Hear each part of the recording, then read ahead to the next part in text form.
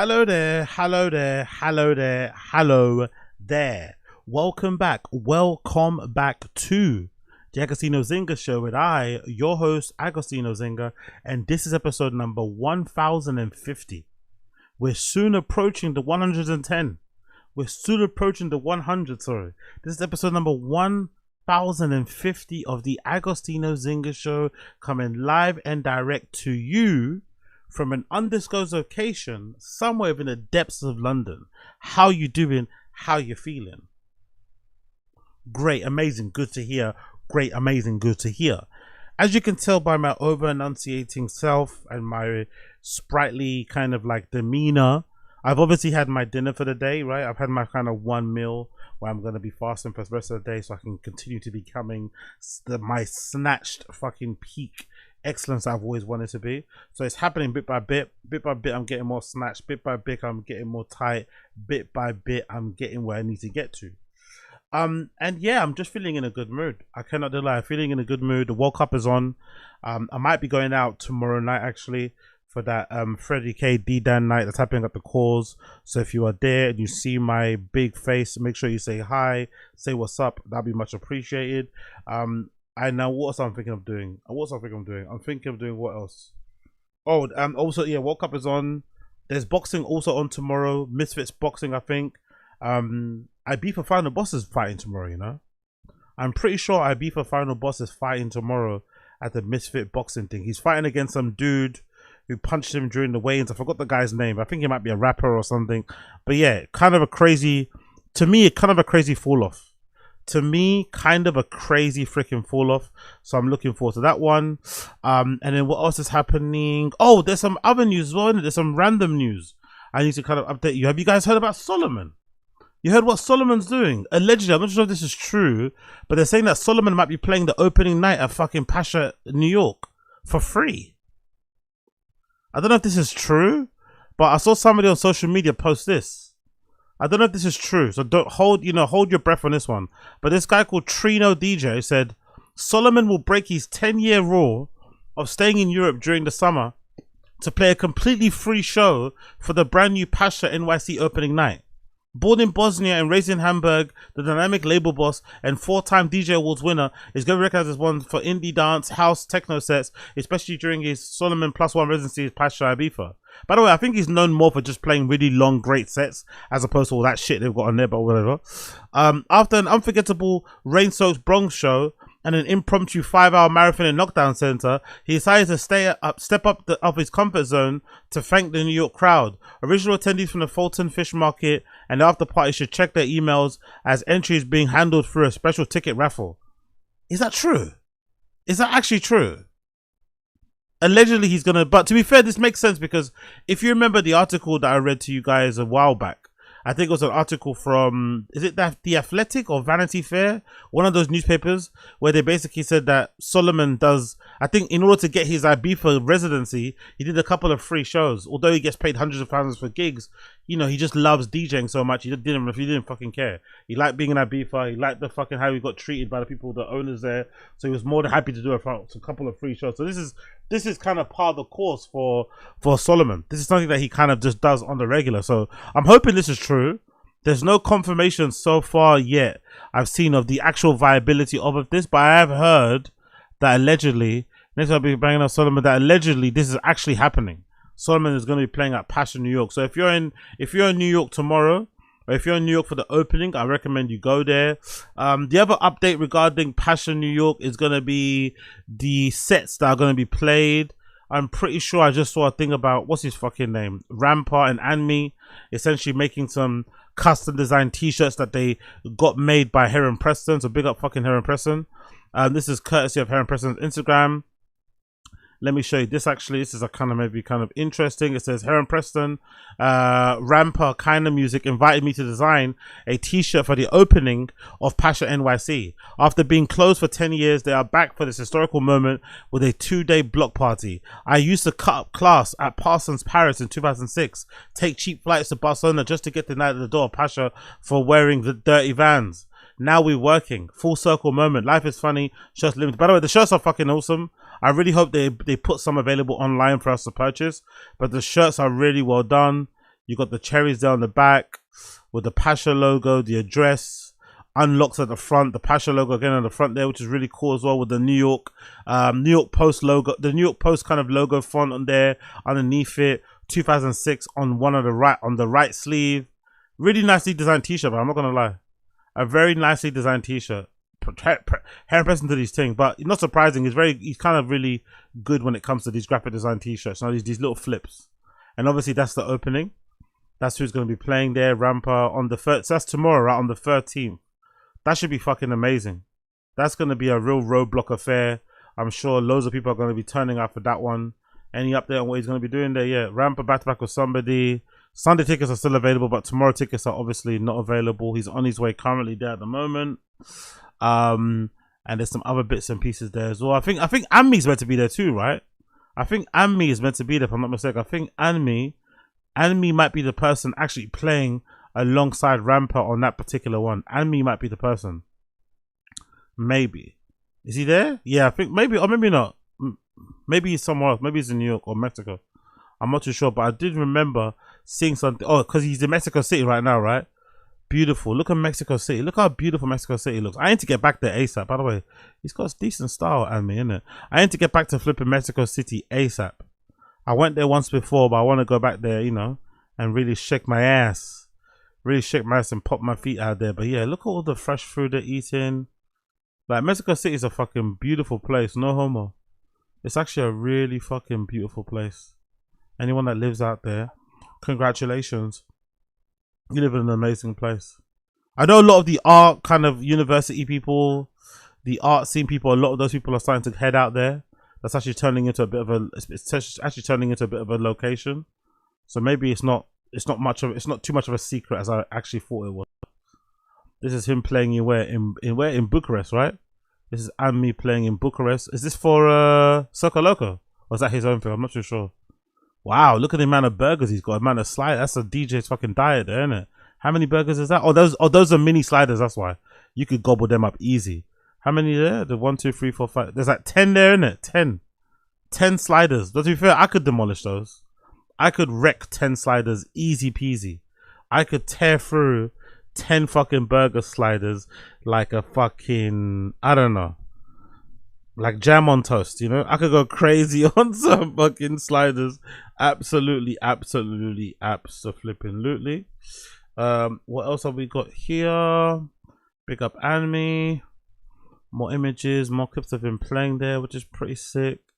Footage as well. Yeah, this is an integral part of, like, I'm surprised there hasn't been, maybe I should start that. I'm surprised there isn't like a magazine around DJs and what they eat. Maybe that needs to be a thing. Maybe I should do that. Or just an Instagram. Collate all the pictures of DJs and their food. You know? I think that's an integral part of like professional DJ culture. Of going places, going to play places and finding these really amazing places to go and eat at. I might have to start doing that. I'm not gonna lie. I might have to start checking out. I might have to start screenshotting some of these things and sharing them on the Instagram where it's just DJs and their foods, you know? I might get some people kind of connecting with me, maybe make a little zine, a magazine out of it, because there's something kind of interesting about it. Because I do find some interesting spots actually, and it seems to be an important part of a DJ's journey. Like, they're always eating. These motherfuckers are always eating something, you know. They're always eating, or they're always drinking. You know, that's what you always see on the Instagram: eating and drinking, eating and fucking drinking. So, big up all the DJs doing their thing out there with the eating and the drinking. You got more things about Pacha New York. No, is there any more images of the place when it's open actually? Any more images lately? It's opening literally tomorrow, right? Officially opening tomorrow. Solomun. Oh, so the Solomun thing is true. He's playing June 19th. Ah, the Solomun thing is actually true. That's incredible. Sometimes life writes stories for you. Too many coincidences, too many unexpected turns, too many things falling into place at exactly the right moment. Of course, I knew about the plans around Pacha New York. And yeah, of course I knew. Of course you knew. You're fucking Solomun. Of course you would know. Yes, big up Solomun, kind of talking his shit. I love it. Of course I knew. Of course I knew the plans about Pacha New York. And yes, I was asked if I wanted to be a part of it. Under different circumstances, I probably would have said yes, without thinking twice. Pacha has been a part of my life for 14 years. But the only possible date fell right in the middle of my Ibiza season. I held a rule for over 10 years. Never questioned it. Once the summer starts, I stay in Europe. No long haul. Oh, that's the thing he's done. Pretend. It also showed how much, honestly, he must have, like, I can't imagine the amount of great parties he's played in.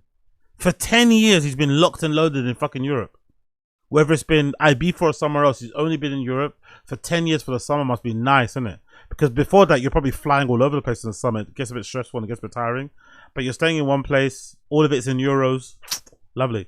Once the summer starts, I stay in Europe. Low long haul flights, no jumping between time zones. It's a rhythm that has worked for me for a very long time. So my answer was no. But they kept that Friday open anyway. No booking, no backup plan, just hope. And then the Bronx wrote the story in the way nobody would have expected. Thousands of you, 50 degrees, soaking wet, and not one of you moved. The energy never dropped. And then 5 hours more together at the knockdown center, announced with almost no warning. Every single one of you showed up. That was just crazy. I kept thinking about it, and at some point I asked myself, who am I to stay inside my comfort zone when all of you left yours for me? So I'm doing it. For the first time, I'm stepping out. I'm coming back to New York to open Pacha. And here is the part that means most to me. I'm playing this one without a fee. The entire dance floor will be free for the people who stood there in the... Oh my God. Solomun might be the guy, man. Solomun might be him. Solomun might be fucking him. Solomun might be him. He's playing, not only is he playing it for free, it's also going to be a free rave. That's that's unheard of nowadays. No one does free parties anymore. That's fucking sick. If you're at the Fulton Fish Market or the Knockdown Center after party, you should already have an email on your... Okay, so it's only if you went to... Okay, so if you went to that party and it was raining and you were there, you get that free entry. So that's amazing too, by the way. It rules the ravers. That's fucking amazing. I love that because it rules the ravers. It rules the real people who are actually out there raving in the rain. To be fair, raving in the rain though is fun. Raving in the rain is like dancing in the rain. Dancing in the rain and kind of like, you know, doing the whole finger wave and shit. And feeling like you're in a Lamarian video, a Michael Jackson video, like that's a bless. Like no one can deny that dancing in the rain is not fucking fun.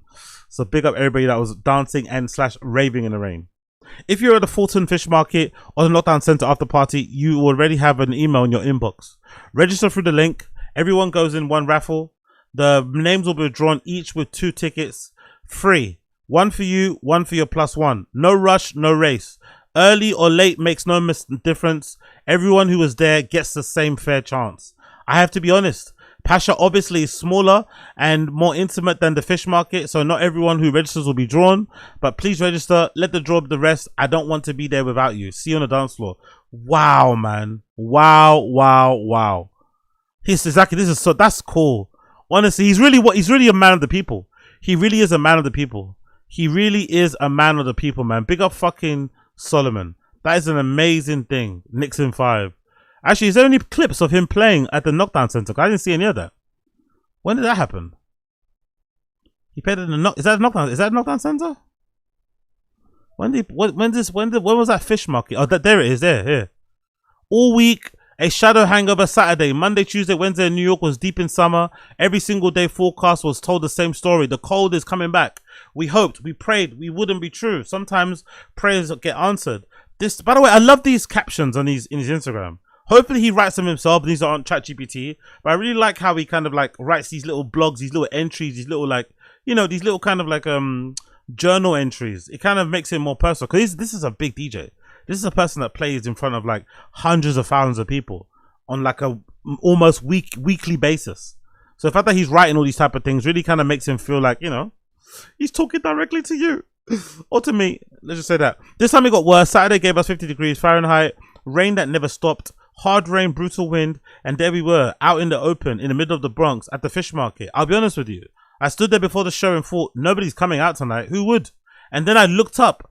Thousands. That's the thing that shows you. Like, I wonder if it's because Americans also don't get a lot of like European DJs going out there because of the journey and, you know, whatever, or just American ravers are built different. Because I have to be honest. Like, if it start like we're good at in the UK, we're good at staying when it starts to rain, but I don't know how many of us would leave our house when it's raining to go to a rave. Maybe American raver is made different. Maybe they're really built different over there in New York. Like, nah, I'm leaving. I know it's raining. I'm leaving my house. I'm going outside.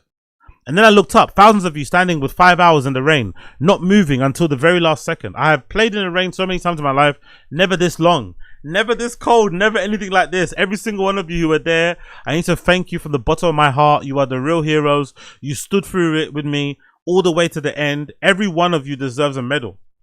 And here is a joke. The sky played on us. The moment we finished 10 p.m. sharp, the rain stopped, just like that. How much can the weather miss with you? I still can't put it into words. And then knockdown center, another 5 hours. We could only announce that one very short notice. Thank you. I will not forget this one. Jesus, pick up Solomun, man. What a G. Hold on, I want to play this and hear this myself. So let me just mute this so you guys don't hear it. Let me play. Wow.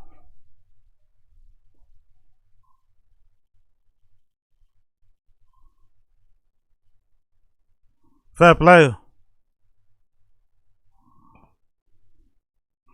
Big up Block Solomun. Not gonna lie, that looks like fun. There is something about raving in the rain that just, I don't know what it does to people. I don't know what it does to me. It just loosens you up, releases all your inhibitions, and you just start loving life. I'm not sure what it is. In the morning, you might feel it, right? Your nose will be running. You might be fucking cold. You'll be under the duvet shivering. But in that moment, in that very moment, everything's magical. It's all magical.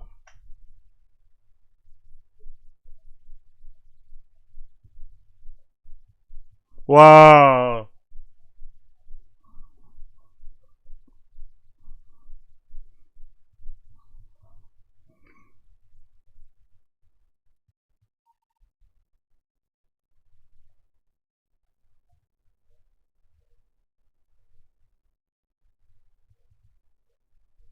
So cool. Big up, honestly, big up Solomun, man.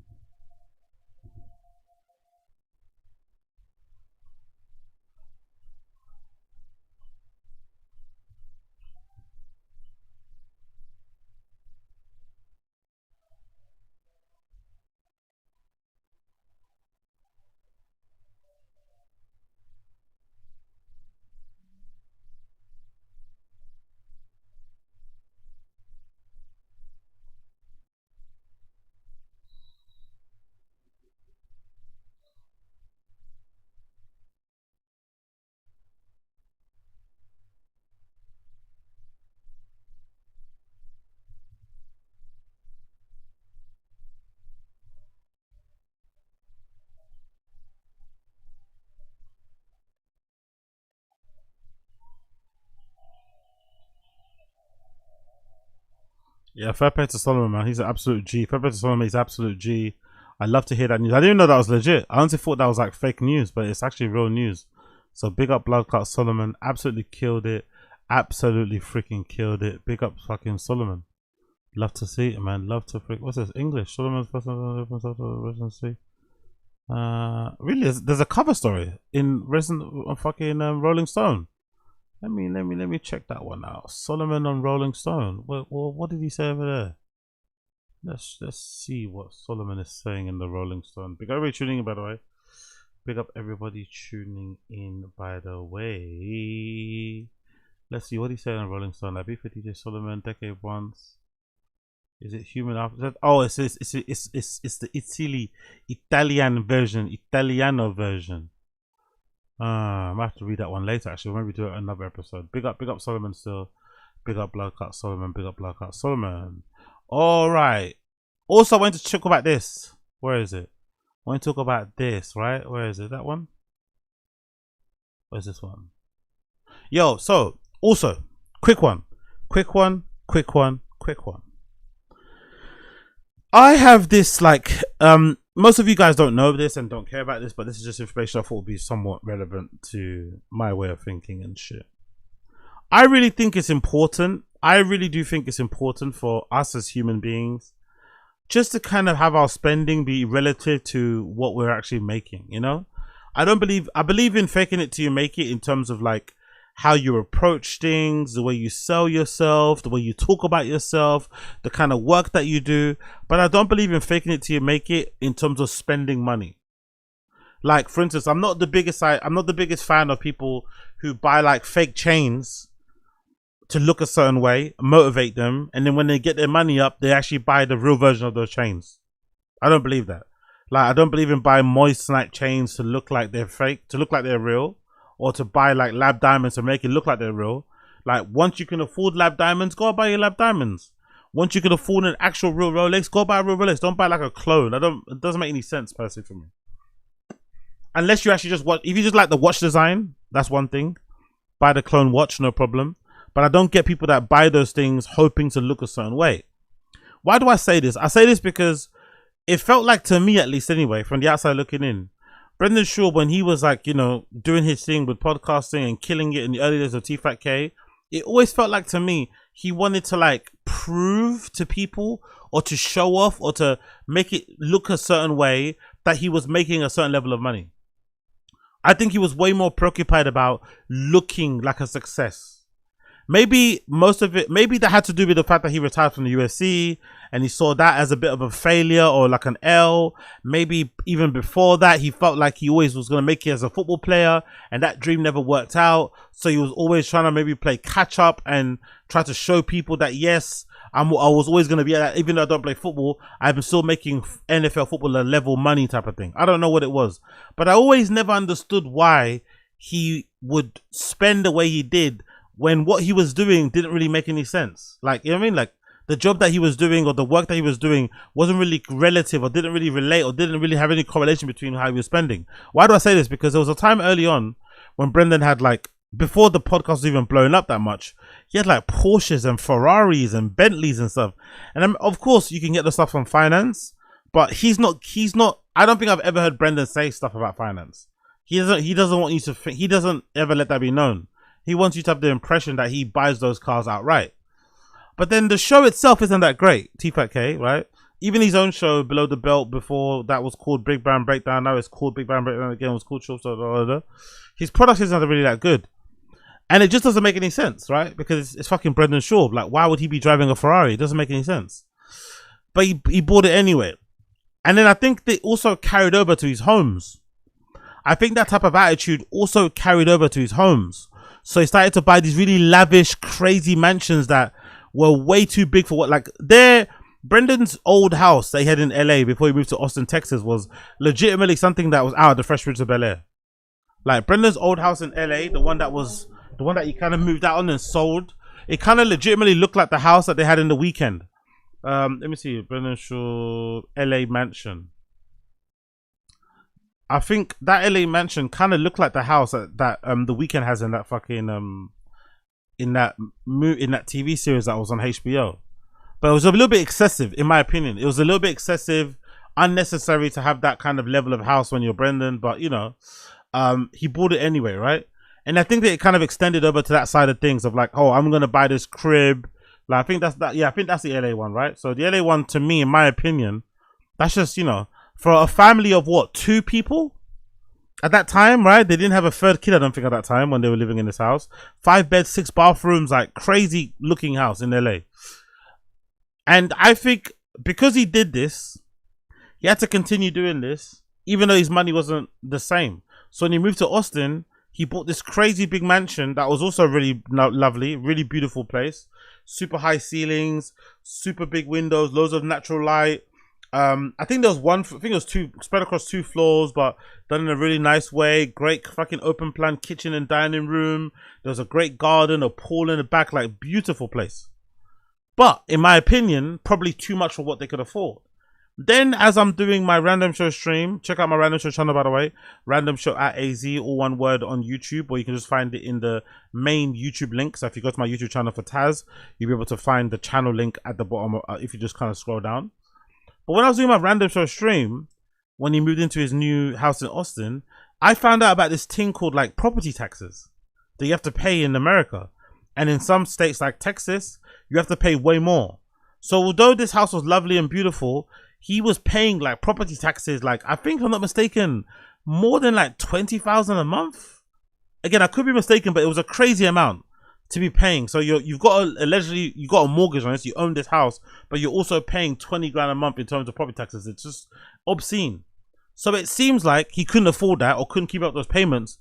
So after a year, after moving his family from LA to Austin, Texas, to kind of chase this dream of maybe like getting away from the work people, maybe getting closer to Rogan. I don't know why he went to Austin in the first place, but he went there. Or maybe, sorry, to maybe live a life where they could be more affordable, because I think probably they probably couldn't afford to live in LA day to day. He then goes and moves to Austin, where the price of living maybe is a little bit less than LA, but then the property taxes are way more. So whatever difference he was saving in terms of the cost of living, he now has to like spend more on the property taxes. Well, now, obviously, after a year of being there, he now has to move out of that Austin house again. And now the Austin house he's moved out of, and he's moved into this place. Now, this new place that he's moved into in Austin, he lied and said when he was kind of put to him on the pod, oh my God, what's happening? Are you going broke? Obviously a bit of a trolly question, but instead of just saying, you know, we're having to downsize things and, you know, consolidate, he lied and said, no, we just wanted more land. So I'm moving to a place that has more land than my previous place, which I've never heard someone say. I've never heard anyone move their entire family to one place or another. That whole moving with a house thing, with especially with 3 little kids, I can't imagine how stressful that is. It was somewhat quote unquote stressful for me, and I'm one person. I can't imagine how stressful it is when you're a family. He moves them all, and then after a year, you move them out because you need more land. That's not something that someone does. So clearly, that was a lie. But the really sad thing about this is that looking at this crib, like although it's a nice house, nothing wrong with it. Why people are clowning him about this house is because he pretended to be something he wasn't. He was trying to ball, he was trying to finesse or flex like he was this big dog, when in actuality, he wasn't. And now his finances or his situation's catching up with him, and now he has to live in this crib, which, in all intents and purposes, from what I've heard and read online, it's a what you call it? It's a new build, so it might have issues with it. It's also like in the middle of like, you know, what looks like a desert, right? Kind of, right? There's not a lot of like vegetation. There's not a lot of trees and whatever else around you. There's also no pool here, which I think in America is really important, because obviously if it's really warm and hot, you want someone to dip and cool down. There's no pool. There's no fence around the thing either, so you have to install that. There's no like privacy bit when you're in the garden. That's a bit strange, so you're gonna have to probably install that one. And then obviously the other thing that's really sad, or that's really kind of an eyesore about this crib, is that there's a power line right next to it in the garden, behind the garden. There's a massive power line that runs through the place. So it's not the most aesthetically pleasing. Again, still a great place. If I'm not mistaken, it's got like it's a 3-car garage.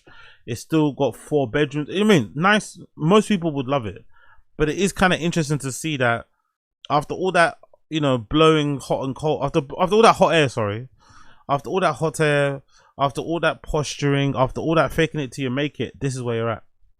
That's why it's important, I think, in my opinion, to stay at the level of where you are, based on your kind of income, based on your whatever you're producing, and don't fake the funk just because you want to look a certain way. No.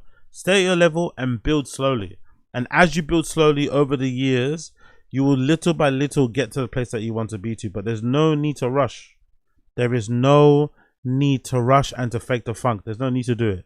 He faked the funk, he rushed, and now look at him, back down to square one, you know. And now everyone's clowning you for a crib that, you know, there are some people in the Reddits or in the stream chats don't have better houses than that.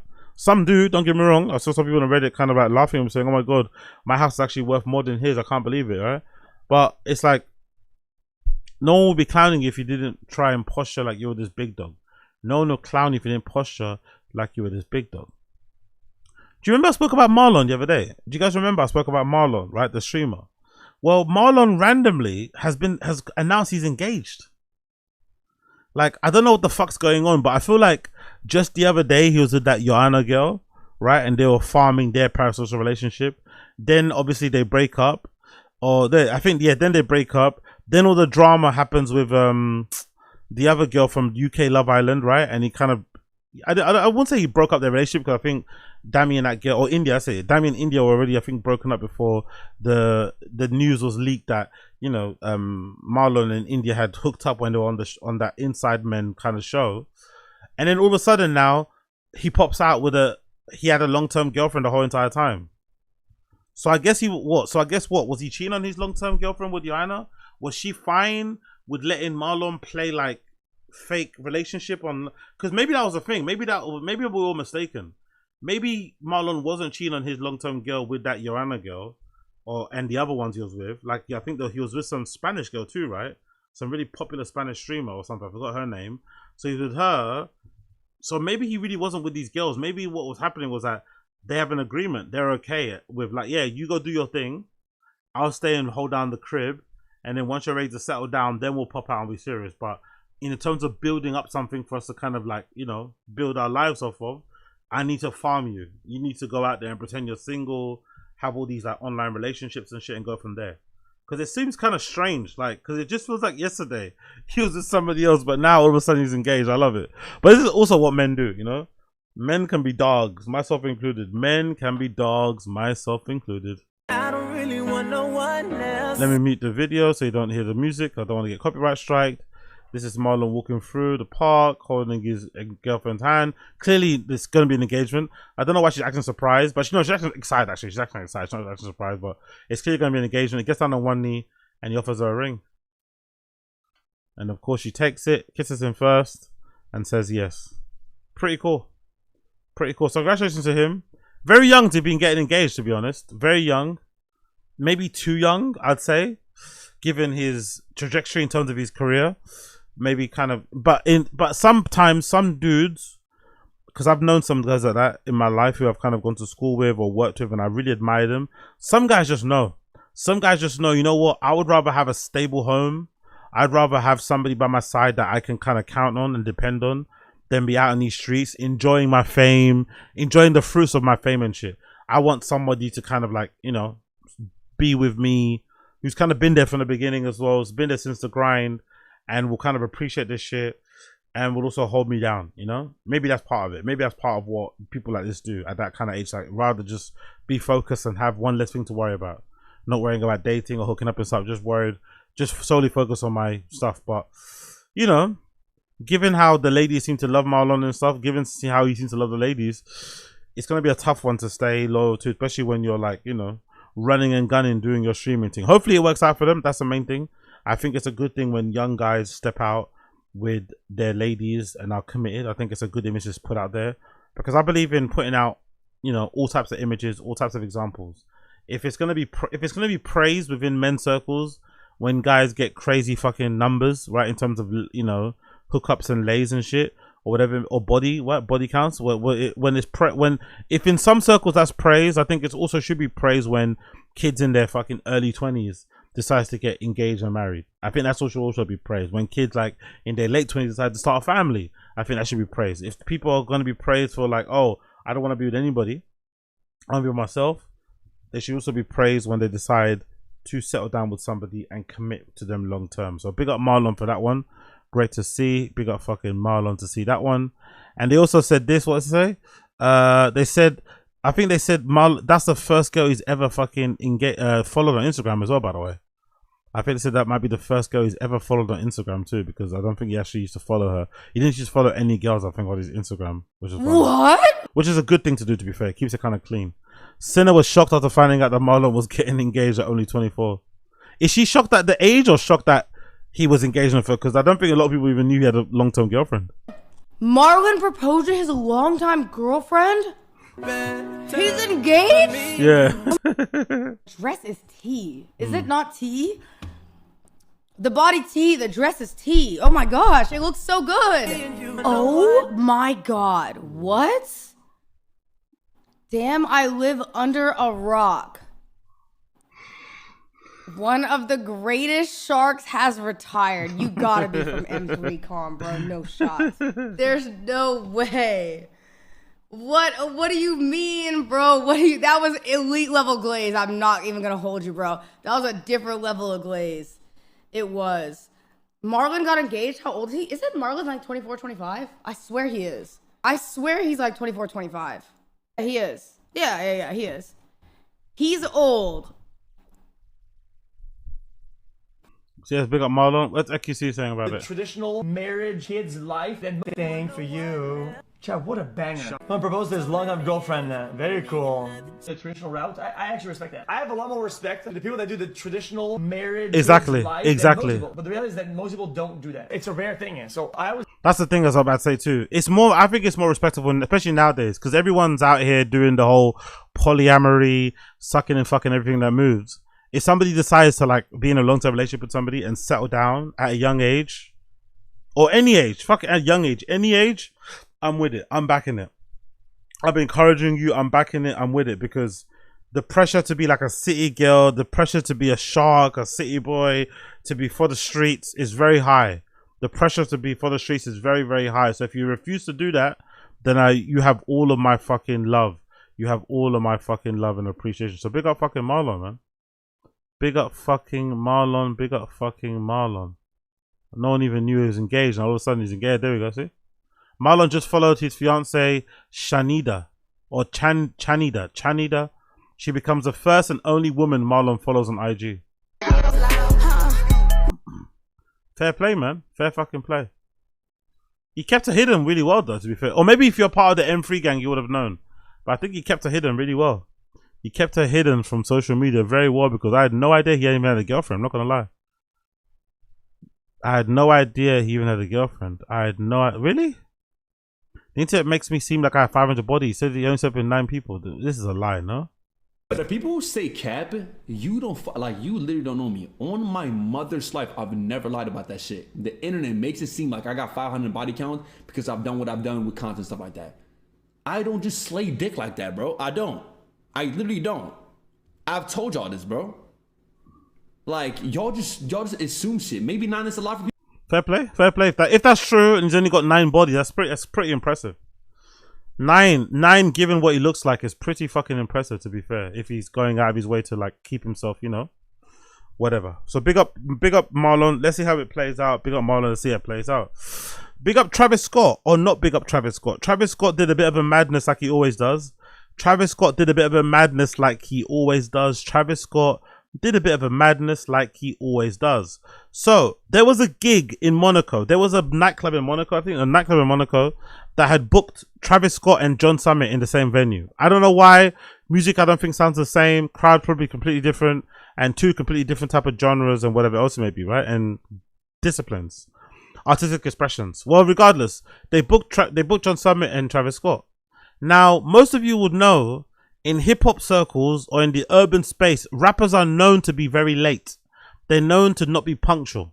I don't know if it's because they're all black or because it's just a rapper thing, but it's very expected. It's very it's very tolerated within the rapping scene, within hip-hop industry, for artists and rappers to be late, right? Even R&B singers. It's just a thing. From podcast appearances to live shows to club gigs, they always arrive late. But obviously in other worlds, it's not a thing.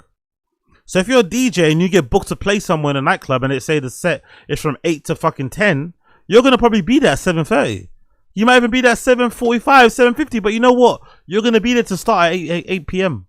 But a rapper, if they say to them their set's at 8 to 10, they might pull up at 8:30, 9, maybe even 9:45. So in this particular occasion, from what I've been able to read and pass, you know, and passing the story together, John Summit and Travis Scott were booked at this same club. Travis Scott was booked to perform before John Summit. Travis Scott doesn't turn up to the club at his allotted set time. The show moves on.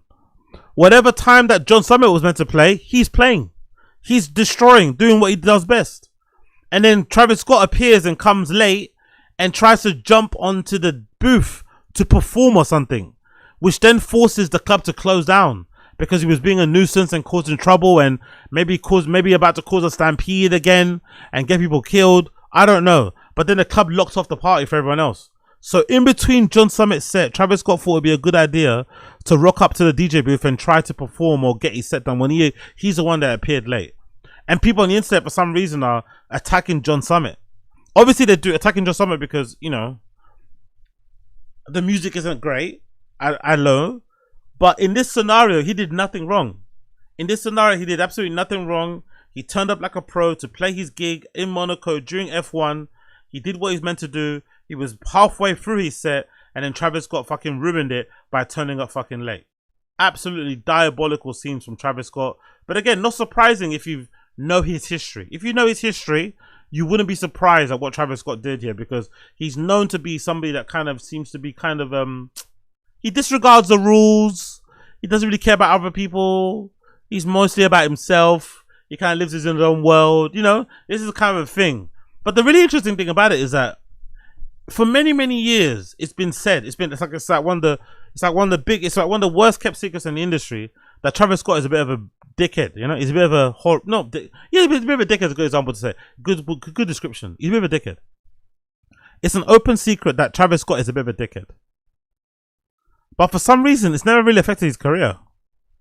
You know, people make it known that, yeah, this guy is not the best to hang out. He's not the best person to kind of work alongside with, be in a company of. He's a bit of a, you know what I mean? He's a bit of a dickhead. But it has never really, really, really affected his career at all. I wonder why.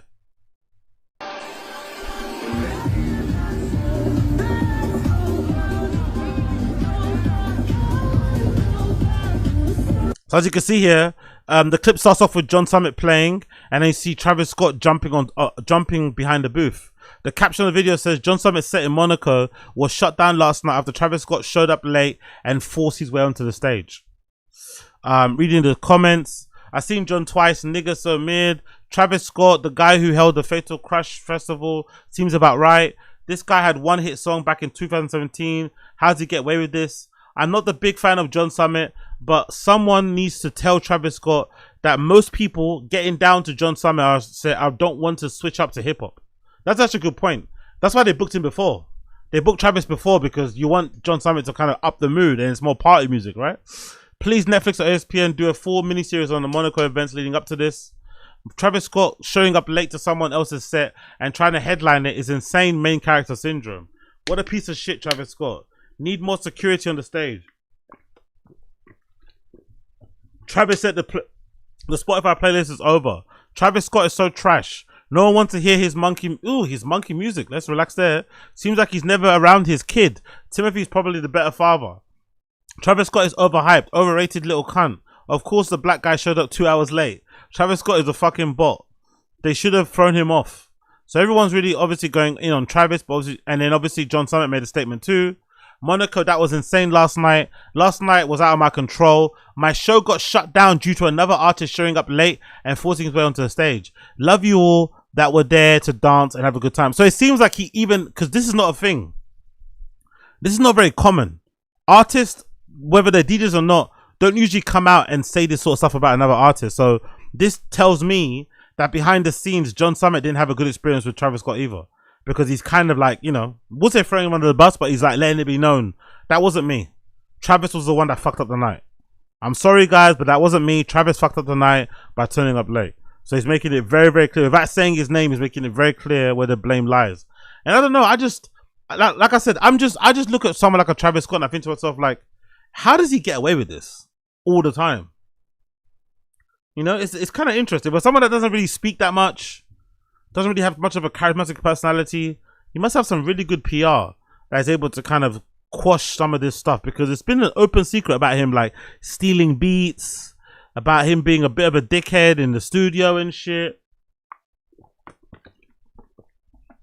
having a crazy ego, not really listening to others too well, not playing with others too well, big timing people all the time. Loads of things you hear about Travis Scott, but it never really seems to negatively affect him. So I don't know, big up him, I guess, isn't it, in some respects. Big up Travis for getting away with all that. Big up Travis. And talking about getting away with all that, look at this news. Do you guys hear about this? Christopher Nolan on why he cast Travis Scott in Odyssey. For some reason, Christopher Nolan cast Travis Scott in the Odyssey. I didn't even know about this. I was just searching his name and I was like, what the fuck? Why is Travis Scott in the Odyssey for? But hey, I guess here we are. I cast him because I wanted to nod towards the idea that this story has been handed down as an oral poetry, which is analogous to rap. An oral poetry, which is analogous to rap. So Travis Scott seems to get away with actual murder, right? For lack of a better term, Travis Scott seems to be able to get away with actual murder. This guy gets away with actual murder. So it's no surprise. It's no fucking surprise that he's in the Odyssey. But big up Travis, man. Somehow he keeps on winning. Even his peers in the music industry don't seem to like him that much. They kind of tolerate him. His fans even sometimes say some bad things about him from time to time. He turns up to gigs late and bum rushes the stage and gets the whole show locked off for everybody else. Doesn't say sorry. People die at his concerts. He does that fake crying black and white video, not really giving a fuck. Like, he's really, really, really, really lucky, or he just seems to, you know, be that guy. Fair play, man. Fair play, Travis Scott. Fair play. Fair play. However he's done it, I don't know how he's done it, but fair play to Travis. Fair play to fucking Travis. And here's another video. I think this might be the bouncer, right? This is a security guy telling him to shut it all down. He looks really fucking pissed. Yeah, turn it off. Turn it. Big up John Summit, by the way. Big up John Summit trying to calm him down. But I think that might be the owner of the club, maybe, or security saying, "Nah, we're done now. This guy killed the rave. He tried to jump the stage. He killed the rave. Fuck him. We're done."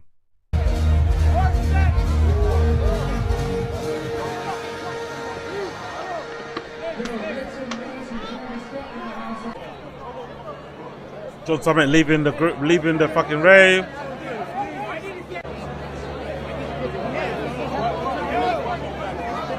Travis Scott there as well. Honestly, man, Travis, man. Travis, not a good guy. Travis Scott is not a good guy, it seems like. Travis Scott is not a good guy. Talking about Travis Scott, he's actually dropped a Nike Total 90 World Cup collection merch thing. The weird thing is about this merch collection, which looks really fucking good. It looks really fucking good, right? It's obviously to coincide with the World Cup. There's some really cool design, honestly. In terms of the designs and the shapes, it's really good. Because if I'm not mistaken, this Total 90 stuff is like early 2000s. So the shapes are a little bit more boxy. So they've actually replicated the boxy sort. Because nowadays, football jerseys or football training tops, they're very slim. They're very slender. They're very kind of like to the body. Obviously changing in terms of the styles that we have nowadays. But they've actually gone back and retroed these jerseys and made them to spec of what we used to wear back in the day in terms of jerseys. So they actually fit a bit boxier. So they're actually really well done. If you can see this particular brand one, right? This CJ and Nike Total 90 retro jersey, right? Really fucking cool, right? In my personal opinion, really fucking cool. As you can see there, I especially like the America badge underneath the 90. I think that's a really nice touch. But look at when you scroll down to the description. Look at this. You got World Cup merch. You got World Cup 2026 merch that will be shipping in 10 to 12 weeks when the World Cup is over. Why? Like, that is such. This is if there is a definition of a money grab. If there's a definition of a fucking money grab, this is it. You want to capitalize and take advantage of the money, of the attention, of the eyes, of the engagement, of the hype around the World Cup, and sell football inspired merch, but then it's not going to be available, or it won't ship until 10 to 12 weeks. So it's another pre-order. You're pre-ordering these things, and in 10 to 12 weeks the World Cup's going to be over. You want the shirt now, don't you? Such a bizarre thing to do, but unfortunately it is really good. So it is the type of stuff that you will probably wear outside of the World Cup anyway, right? Some of the training jerseys here are really cool. Look at that. The upside down USA is a nice little touch there. It's really nicely done. So it's kind of a disrespect to call it merch. This is actually a full collection done with Nike football, you know? This is Cactus Jack done with Nike football. Look at the embroidery on that Nike football logo. The fucking overdying and stuff. That's a lovely fucking hoodie with the Total 90 on the back. But I don't know, I'm surprised they didn't retro the Total 90s properly. I know I know there was a Palace pair, right? Nike Total 90. I'm surprised they didn't retro those or make those as part of the cryo shot. Maybe these should have been the cryo shots, to be fair. Maybe the Nike Total 90 should have been the cryo shot instead, you know, that type of boot. But yeah, it's an iconic football boot from back in the day. Iconic boot. This obviously is the best one, by the way. That one there. Oh, that's a Rooney one, isn't it? That black and yellow one. That's the fucking Wayne Rooney one. But regardless, really well done. Look at it. Look at the Brazil one. Like 10 to 12 weeks. Come on, man. You gotta let me wear this now, man. Not 10 to 12 weeks. Come on, Travis, man. You can't be making merch like this. You can't be making merch this good and letting me have to wait 12 weeks for it. This is fucking hard. Nike Brazil logo. Look at this. It kind of even looks a little bit Jamaican-y, you know? It looks so fucking well done. Those are hats, t-shirts. There's Korea. There's Argentina. Oh, the Argentina one is hard body. The Argentina one is hard body. Oh. Look at that. Is it an England one? Let's see. I don't think it's an England. Is it an England one or not? Portugal. Oh, the Portugal one's hard. The Portugal one kind of reminds me of Figo. The Portugal one kind of reminds me of Figo. Luis Figo playing for Portugal.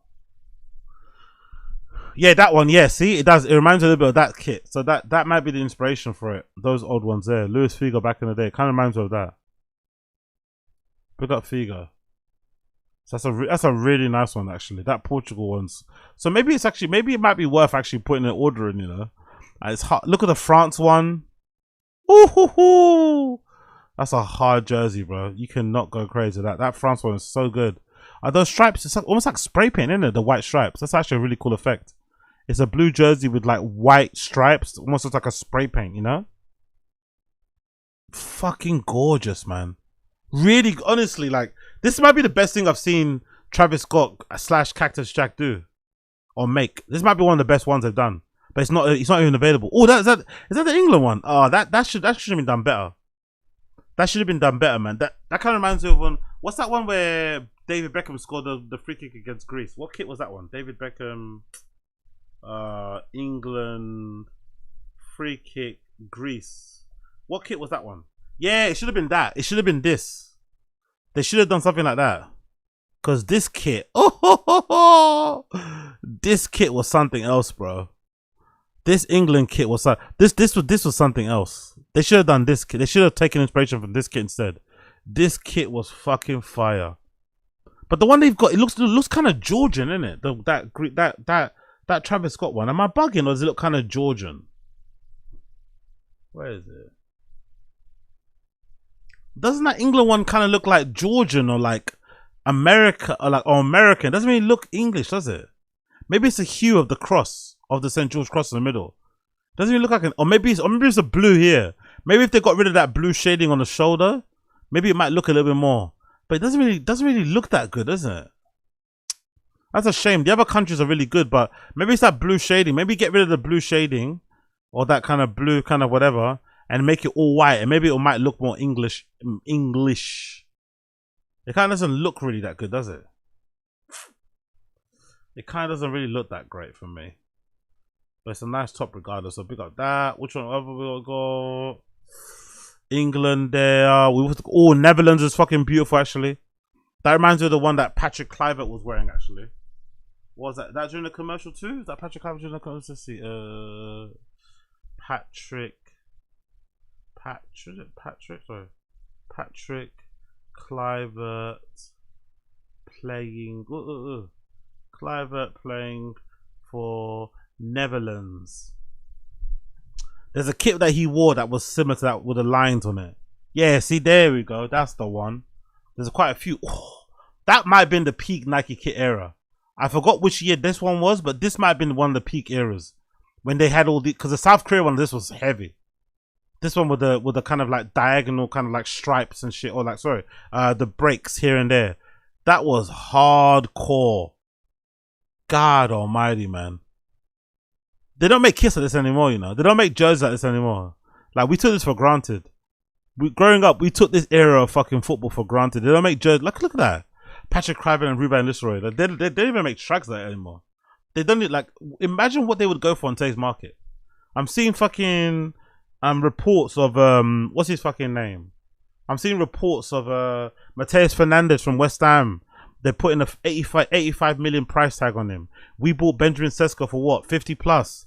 They're saying the other guy, the kid from fucking Nottingham Forest, 120 mil. Could you imagine what a young, like a regen Ruben Nistelrooy, a regen fucking Patrick Kluivert would go for in this transfer market? Could you imagine what a 25-year-old Ruben Nistelrooy, a 27-year-old Patrick Kluivert would go for in this era, in this market, where there's not a lot of great strikers. But look at the jersey. Look at the kits back in the day. Oh, so good. So fucking good, man. So yeah, big up Travis, man. Travis restoring the feeling. I'm not gonna lie. Travis Scott is restoring the feeling. That's Australia, pretty decent too. There's the Croatia one's kind of hard. Probably could have done it in the blue. That would have been better. The white and blue would have been better, but the Croatia one's not too bad. But yeah, he smashed it. Big up Travis Scott. Actually smashed it, but the 10 to 12 week window is fucking crazy. Hey yo, big up Fashion Roman. What's going on, my guy? How are you? Rooney's total 90s are iconic. Yeah, too hard. Too. Actually, what boots was he wearing when he scored that goal against United for Everton? What was he wearing then? Rooney, Everton, Man United, Everton goal boots. What was he wearing then? The OG one. Okay, no, not that one. The one where he was he wearing? What was he wearing back then? All black boots. What was he wearing then? Umbros. Oh, he was wearing Umbros back then. Raw. Umbro had him, you know. I know Umbro's owned by Nike, but yeah, Umbro had him. Crazy. Yeah, Rooney's boots, man. Like, Rooney boots history. He's had some really good boots over the years. And what's the one where he got injured? The one he got injured at the World Cup. That was the total 92, wasn't it? But yeah, that Bumblebee one. Ooh, actually crazy. I think that was also the time where he did that Wayne Rooney street soccer thing, innit? That was also a great show, by the way. Like, was it street soccer? That Wayne Rooney street soccer show was so good, man. So good. Big up Wazza, man. Big up fucking Wazza. Big up Blood Clot Wazza. Palace kind of did him dirty, but big up fucking Wazza. Big up fucking Wazza, man. He deserves much better than that. One absolute legend. One absolute fucking legend. Talking about legends, big up Zohran Mamdani. Big up Zohran Mamdani, the New York mayor that's making all mayors around the world look like absolute idiots. A New York mayor that's making all mayors around the world look like absolute, especially the mayor of London, Sadiq Khan. Look at this incredible story courtesy of GQ. The headline: Zohran Mamdani is launching affordable New York City inspired World Cup jerseys. The mayor of New York is launching New York inspired World Cup jerseys that are going to be, I think, $50 a pop. $50 a pop. So fucking cool. Handmade in Brooklyn and sold at cost, the sharp kits are designed to help New Yorkers celebrate the tournament in style. Mere hours after he revealed in the Knicks pulling off the biggest comeback in NBA history, New York City Mayor Zohran Mamdani has secured another major sports-related W. Just in time for the FIFA World Cup, which kicks off today, the mayor's office is dropping a trio of affordable NYC-inspired soccer jerseys. The jerseys were inspired by Arsh Razudini and crafted in partnership with Mazzy Sports, a family-owned apparel studio in Brooklyn. They got a production. They got a fucking factory in New York to make these, bro. Can you, like, do you know how cool that is? Do you know how fucking cool that is, man? That is so fucking cool. Talk about sustainability. Here you go. And feature the same retro graphic style as the city's charming World Cup campaign. There's a soccer ball-ified Big Apple logo over the heart and a little pigeon sitting opposite it with New York City emblazoned across the chest. 26 on the back. There are also 3 bold color combos to choose from: a classic black, a white, and a taxi-esque yellow, and a black and a blue with orangey red that can work with the cheering for the Knicks, the Mets, or USMNT, depending on the day. Look at that. So fucking cool. If I had to choose a color, I'd probably go for that color there, or yeah, the Knicks kind of color here, or that white one. That white one's kind of hard body. That white one there is kind of hard body, I'm not gonna lie. Wow.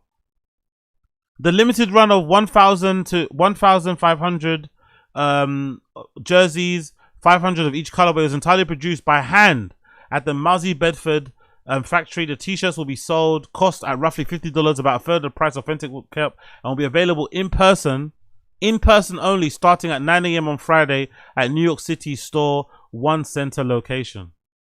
Jerseys represent more than just support, Mayor Mamdani told GQ exclusively.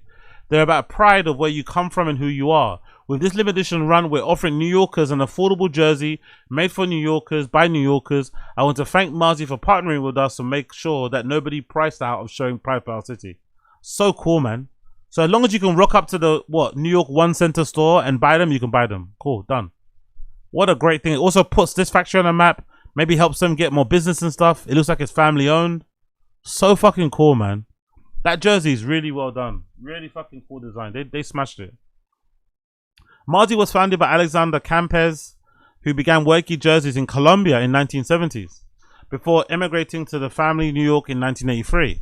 Over the decades, Marzi's production facilities have moved across the boroughs, from Jackson Heights in Queens to Midtown Manhattan in East New York, Brooklyn, before settling in Bed-Stuy in 2020. The same year, during COVID pandemic, the factory pivoted to making medical gowns for the city, producing about 20,000 a week and keeping over 100 people employed, many of whom also worked at the Mayor's Jersey Initiative. Campaz is nearly 90 and still connected to the work, though his son Alex now leads the business. Oh, that's the guy at the top then. So I guess Campaz is this guy. This is the founder, right? This man right here. I think that's him there, right? Yeah, I think that might be him there. What a fucking G. 90 years old, looks strong as an ox. That's fucking amazing. Still working, you know, doing what he loves. You love to see it. Some of the images of the jerseys being made. The jersey launch is the latest of several efforts by Mamdani's office to help make enjoying the 2026 World Cup more accessible for New Yorkers, including securing $1,050 tickets to the games of the MetLife Stadium and setting up a free fan events and watch parties across the city. I just want to be everywhere. I just want to be everywhere, the mayor previously told the GQ. There's magic that comes alive in the city, and it comes alive no matter where the World Cup is. Love to hear it. Big up Zohran Mamdani, man. If perfect mayors don't exist, he is it. He is the perfect mayor. He really seems to love the city. He's fucking giving it his all. And you know what it is? I think it's just the contrast, because him and Eric Adams, you couldn't get two more different people, you know? One is self-serving and one is serving the people. Like, you couldn't get a more starker difference in terms of how they are going about being New York mayor. Eric Adams was all about him, and Mamdani seems to be about pushing New York, about putting it on the big, you know what I mean? Putting it on the big stage, highlighting all of its fucking beauty, diversity, inclusion, business, this, I mean, that's what he seems to be willing to do. So maybe that's why Mamdani looks so good, because Eric Adams was so, you know, quote unquote selfish, let's say.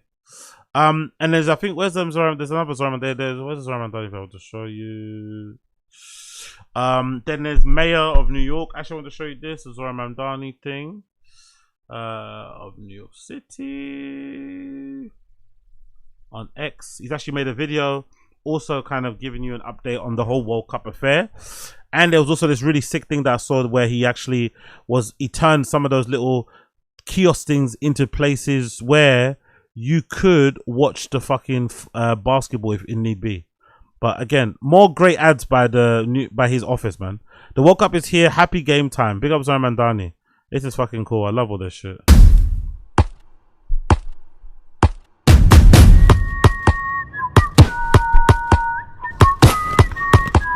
Showcasing all the places around New York where people play football. Everyone's doing kick-ups. Nice to see.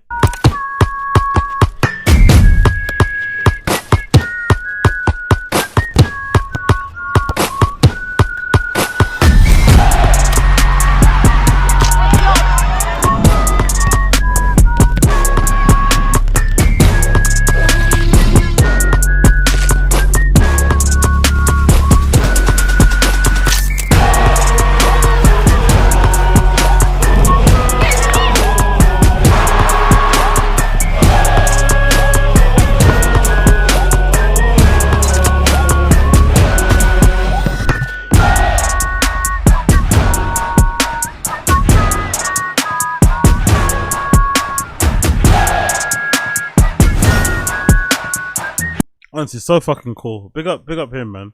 He's absolutely killing it over there. He's absolutely killing it over there. You love to see it. You absolutely love to fucking see it. Talking about love to see. There's no information on this whatsoever. There's no extra information on what I'm about to tell you. Just what's on the screen right now. Big up Over and Under. Big up Over and Under. Awake NY Nike Air Jordan 4 spring 2027. Did you hear that? We're gonna get an Awake Jordan 4 next year. They are going to. That's going to break the internet. That's going to cause a riot. There might be a stabbing. There might be a shooting on the back of this. We've seen the damage that they've done on the streets with the Jordan 5, right? There was a whole drama around the Jordan 5, the Pepto-Bismol color, and the backdooring of pairs, and certain people being scammed, and people paying for spots in the queue, and people taking money and not giving the shit. Like, there was a whole lot of scamming, whole lot of drama, whole lot of fucking beef, whole lot of fights, whole lot of anything. Now there's a 6 coming out, right, this year. The 6 also, I think, is going to cause some issues. I really like the pink pair of the 6. The 6 looks fucking incredible, right? It's almost like an infrared midsole, and then the upper's like a blue and a pink kind of color combination. Next year, we're probably going to get the same thing. We're probably going to get like a same sort of like layup, right? Where it's going to be, one's a pink pair, one's going to be a darker color, like a black or a blue, or like a dark blue. Could you imagine a pink Jordan 4? With the silhouette that we have now, where we have the Jordan 4 has probably the best shape it's ever had now, because we've got that fucking SB shape, which is more akin to the original 89 kind of version when it originally came out, I think Herford designed.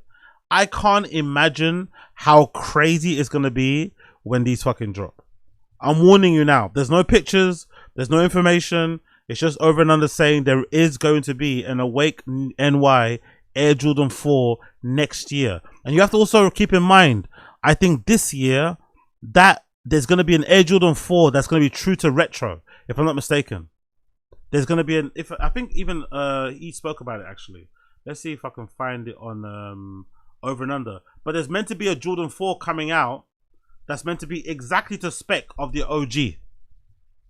Let's see if he's got some. So can you imagine if they end up having it on that fucking model? It'll probably be the same model we have now, but imagine if they do the Awake Jordan 4 on the updated version of the Jordan 4 with the old specs.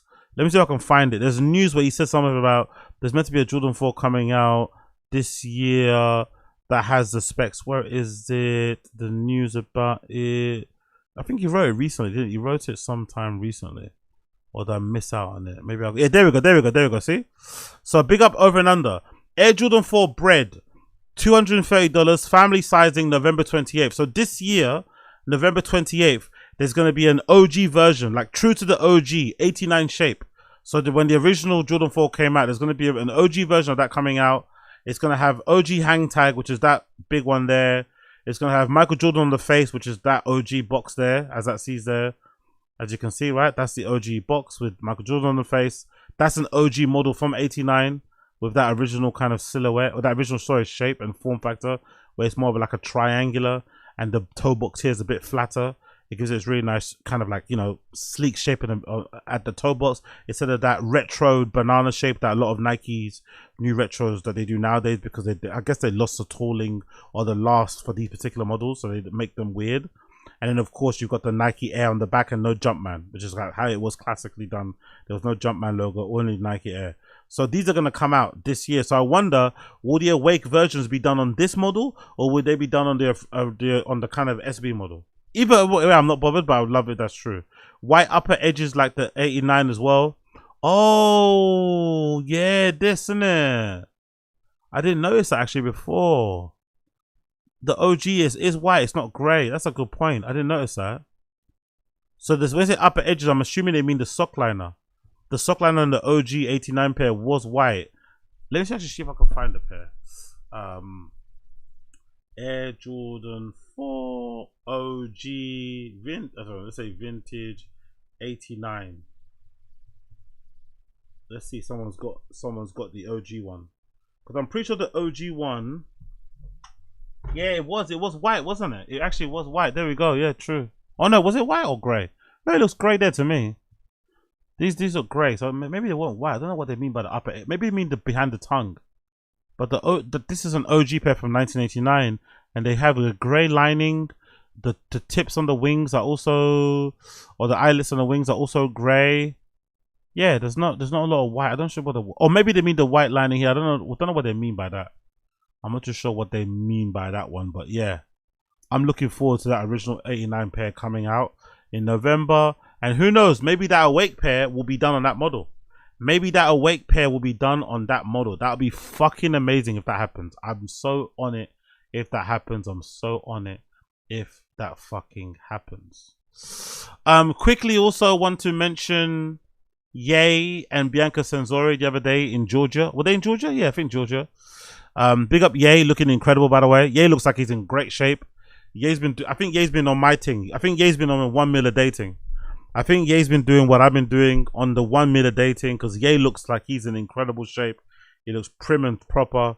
He's got this all black leather outfit on, great leather jacket, leather pants, brown boots, which I like a little flip by the way. I'm not mad at that. Could have gone with the black boots, but I think I actually like how he styled it with the black boots. And then of course you got Bianca Censori in this amazing dress with nothing underneath by the way, just panties. No top, no nothing, just panties, and this incredible mask as well. She looks so fucking cool. Looks like a fox or something, or maybe, I'm not sure what it is, but they look so amazing. They look really fucking good together here in these pictures. Walking through doing their thing. What's my guy at the back doing? He's keeping his focus. He ain't looking down. But yeah, Ye looks incredible, man. I think this is the best shape I've seen Ye in a long time. This might be the best shape I've seen Ye in a long fucking time. It looks really good. He looks proper trim. Man looks proper trim. Out with the wifey and shit. Gave her his oh no, that's her jacket there. Looks great too. I ain't mad at it. I ain't mad at it in the slightest. I ain't mad at it in the slightest. Big up them. I think there's also a little cute video of him interact. There's a look at that. Well, actually, this is YouTube. I forgot. I can't show you that. But yeah, you know what I mean. Look at them. Look how amazing they look together. They complement each other so fucking well when they're out and about. That's them walking through. And we take off the video, the audio. Them coming through the hotel. Yay, looking. Look at that. God damn.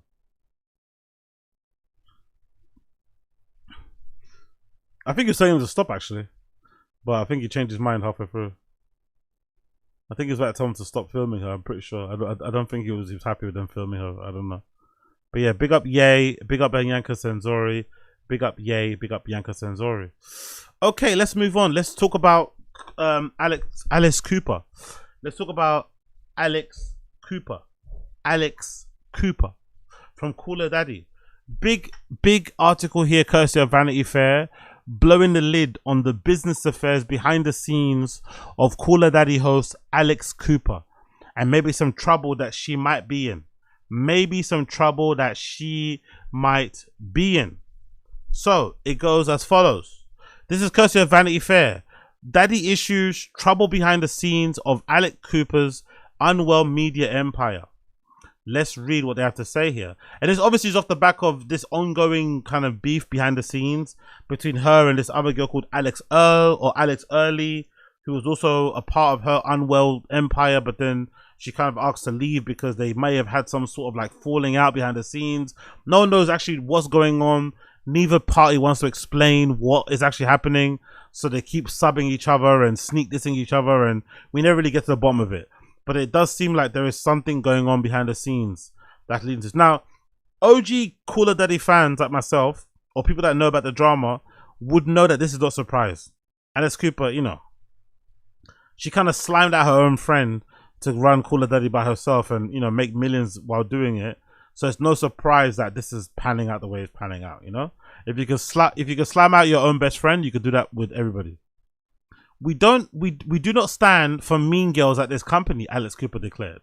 It was February 2025, and the Cooler Daddy podcaster had convened the staff of her Gen Z media empire Unwell to announce the news Alec Earl was out. They had gathered in a conference room in Los Angeles, a cement and glass space designed in collaboration with West Elm and possessed of that particular brand of minimalism. Noguchi style lamp and all that young founders dream up and designs firm deliver.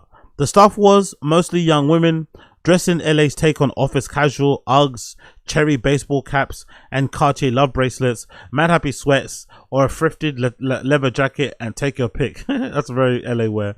The air tinged with scent of Sol de Janeiro was still in the girls waited for the answers. But one vague remark, "We do not stand for mean girls," was all it got, recalls one former employee. Like other staffers, she had been desperate to learn why the network was parting ways with its biggest talent other than Cooper itself. "At the time, we believed it," she says, of Earl. But of Cooper stated this, of the ethos, the staff was of Tazs. At the time, we believed it, she says, not of Earl, but of Cooper's stated ethos. This staffer was one of dozens of young women drawn to Unwell because they have seen its founder as someone who would help them nurture the next generation of female media moguls. Now she and several former colleagues say they see things differently. They see Cooper as a very kind of mean girl she publicly rejects. That's before they even get to the issue of Cooper's husband and business partner, Matt Kaplan. Again, to me, it's no surprise.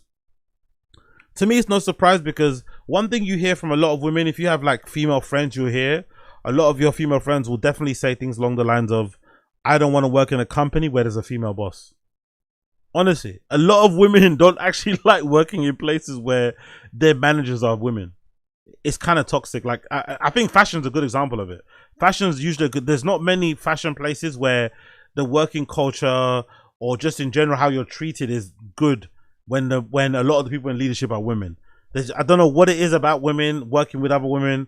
I'm not too sure if it's just like something, you know, biological in terms of competition and stuff. I don't know in terms of breeding, but there's something weird that happens when women start to lead other women. I don't know what it is. I think Jordan Peterson described it as like what? How did Jordan Peterson say? What did Jordan Peterson ages ago on women working with other women in the workplace, let's see, other women. I forgot, he said something quite interesting about it. What did he say about it actually? Oh, the dilemma of sex. Is that it? Dilemma of successful women? Maybe it's that one. Dilemma of the successful woman. Is it this? Look at what's happened to the situation in women since 1970. That's changed so fast that people can't even keep up. It's not obvious, by the way, either, that it's been particularly good for women. Now, you could make a case that it was good for society, maybe. It's a tough one, eh? Because the birth rate has plummeted. And so, you know, maybe you don't care about that. Maybe you think there's too many people on the planet already, whatever. But, you know, it isn't that easy to figure out when something is working properly. One of the things we seem to know, is that to the degree that rights are extended to women, economic prosperity follows. Mm-hmm. So you can see worldwide that the societies that have extended the rights to women most extensively are also the societies that seem to be flourishing economically. And there does seem to be a causal relationship. Actually, this is the wrong clip. I'll find it another time. Maybe I'll include it later when I do the edit. But there's a clip where Jordan Peterson talks about how when it comes to like conflict in workplaces, women probably have it harder because it's never physical. Because women don't really, I mean, it's always like, I think it's like, he said something about women and reputational damage. I think that's what he meant. Something about reputational damage, right? Which can sometimes be worse than actually just getting into a fight. They could just like, you know, women, I don't know, work reputational damage. I think that's what he was talking about. See if I can find that one. Women in high-paying jobs. Okay, it's too long. I'll find the clip itself. These videos are too long. But I'm sure he mentioned something about like how women have it harder in the workplace when they work with other women or under other women, because there's a lot of like reputational damage done. That's how they kind of jostle and compete in the workplace. So Alex Cooper coming out and saying that, oh, we're not going to stand for mean girls about this Alex Earl girl, but not really kind of elaborating on it, could fuck up her opportunities. It could kind of paint her out to be a mean girl, even though she didn't do anything mean. It could just be like they butted heads. That could be the whole point. It could just be that Alex Earl, because she came into it already kind of a big dog and kind of, you know, getting a lot of viewers online and people kind of liking her already, and people kind of viewing her as maybe like the next generation of an Alex Cooper. Maybe it just didn't work out because, yeah, they're just too similar, which can always be the case. But Alex kind of went out of her way to make it known that the Earl girl was being a mean girl behind the scenes, and that's why maybe that she left, and made it also seem like she got fired. You know, there's that kind of weird thing that kind of creates a lot of like tension, a lot of issues, and will eventually, especially for the person that got booted, will make it seem like you're something that you're not, and you don't want to clear it up because why would you clear up something that's a lie? So you just keep quiet, but when you keep quiet, it makes people believe that's true. So this, these sort of op-eds or these sort of like, articles are really important to kind of give you an idea on like maybe, another explanation as to what may have gone on. Me personally, if you had to ask me what their issue is, I followed it from afar. It seems kind of annoying how neither party wants to really talk about it.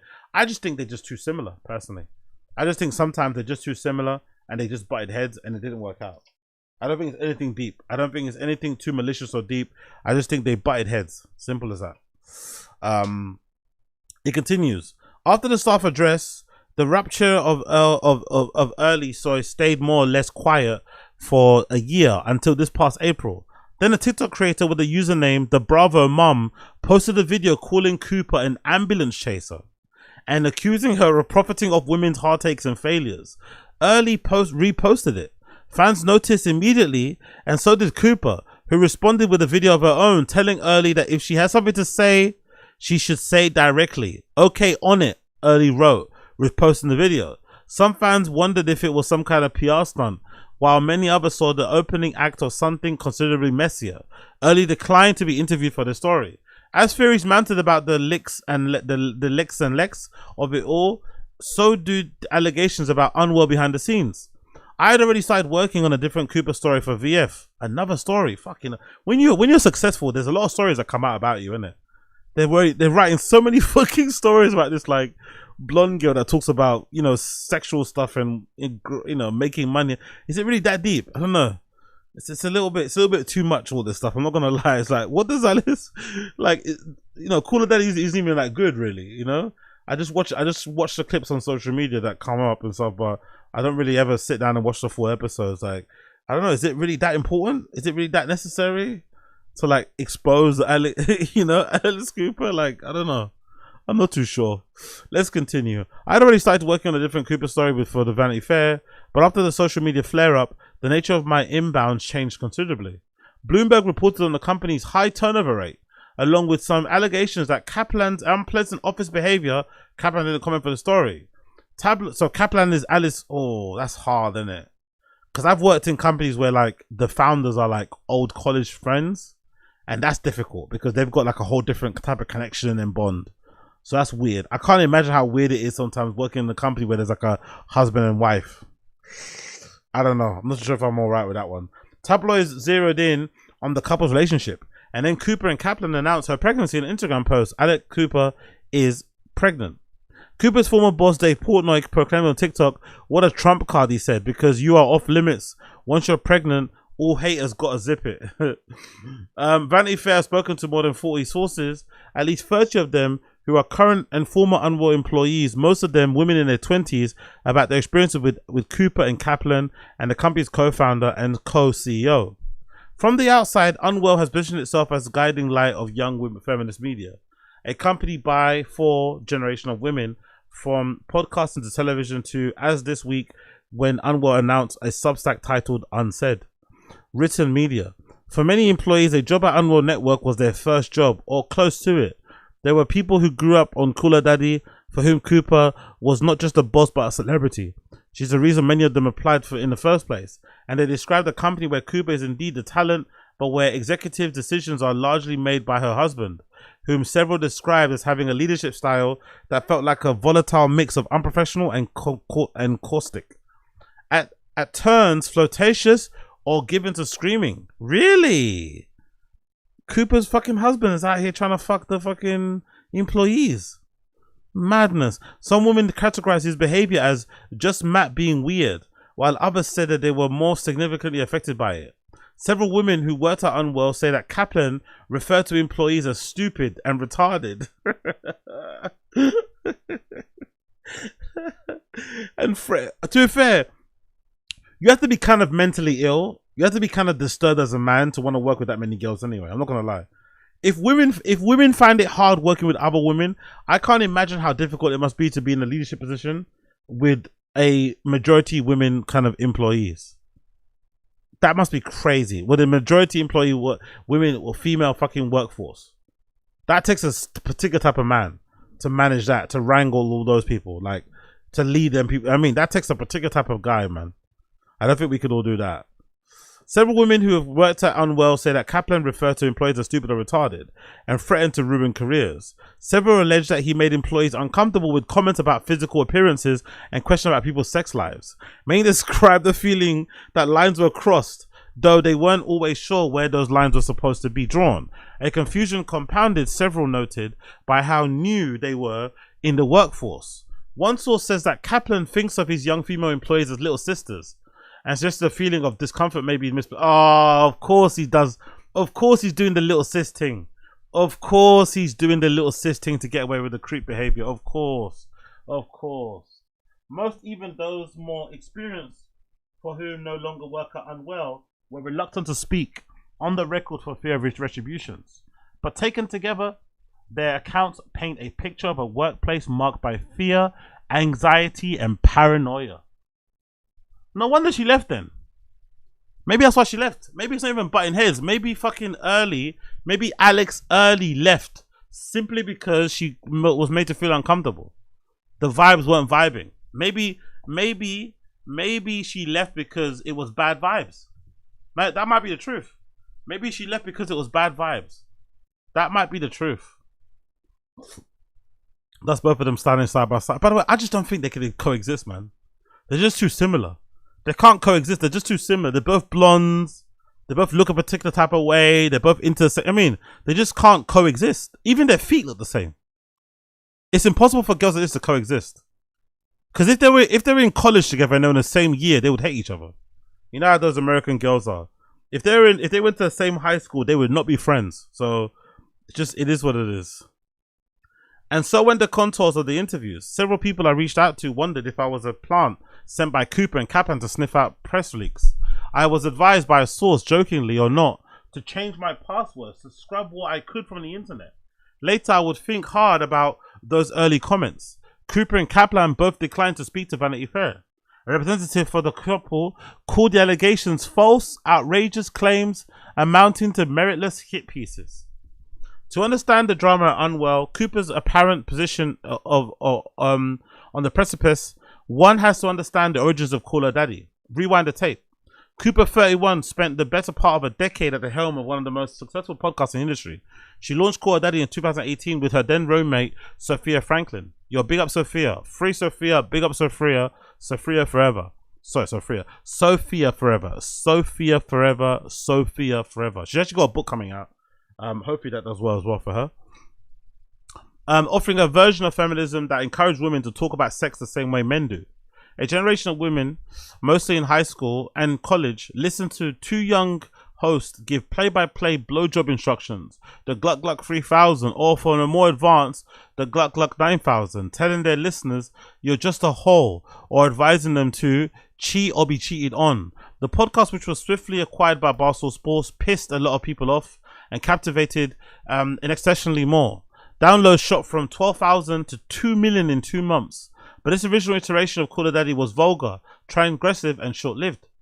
Not even 2 years in, Cooper and Franklin decided to renegotiate their contract with Barstool, which led to a falling out between the two hosts, which became the genesis story for Call Her Daddy 2.0, the show's single father era, as Cooper called it.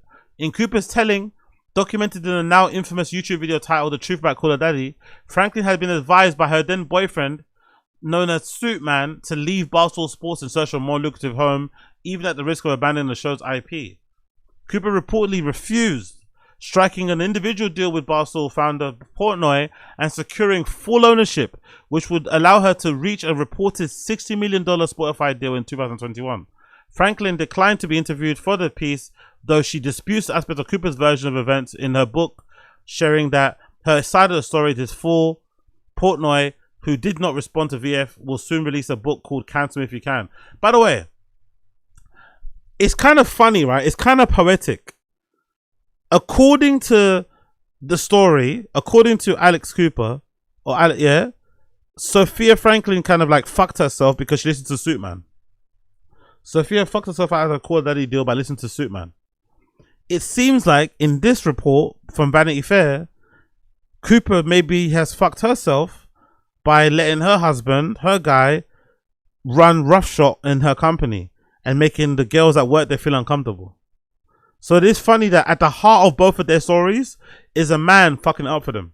Listening to a man fucked it up for Sophia, and Alex maybe gave her man too much permission and kind of sway and influence in her workplace at Unwell, which is now leading to these op-eds, now leading to these fucking exposés.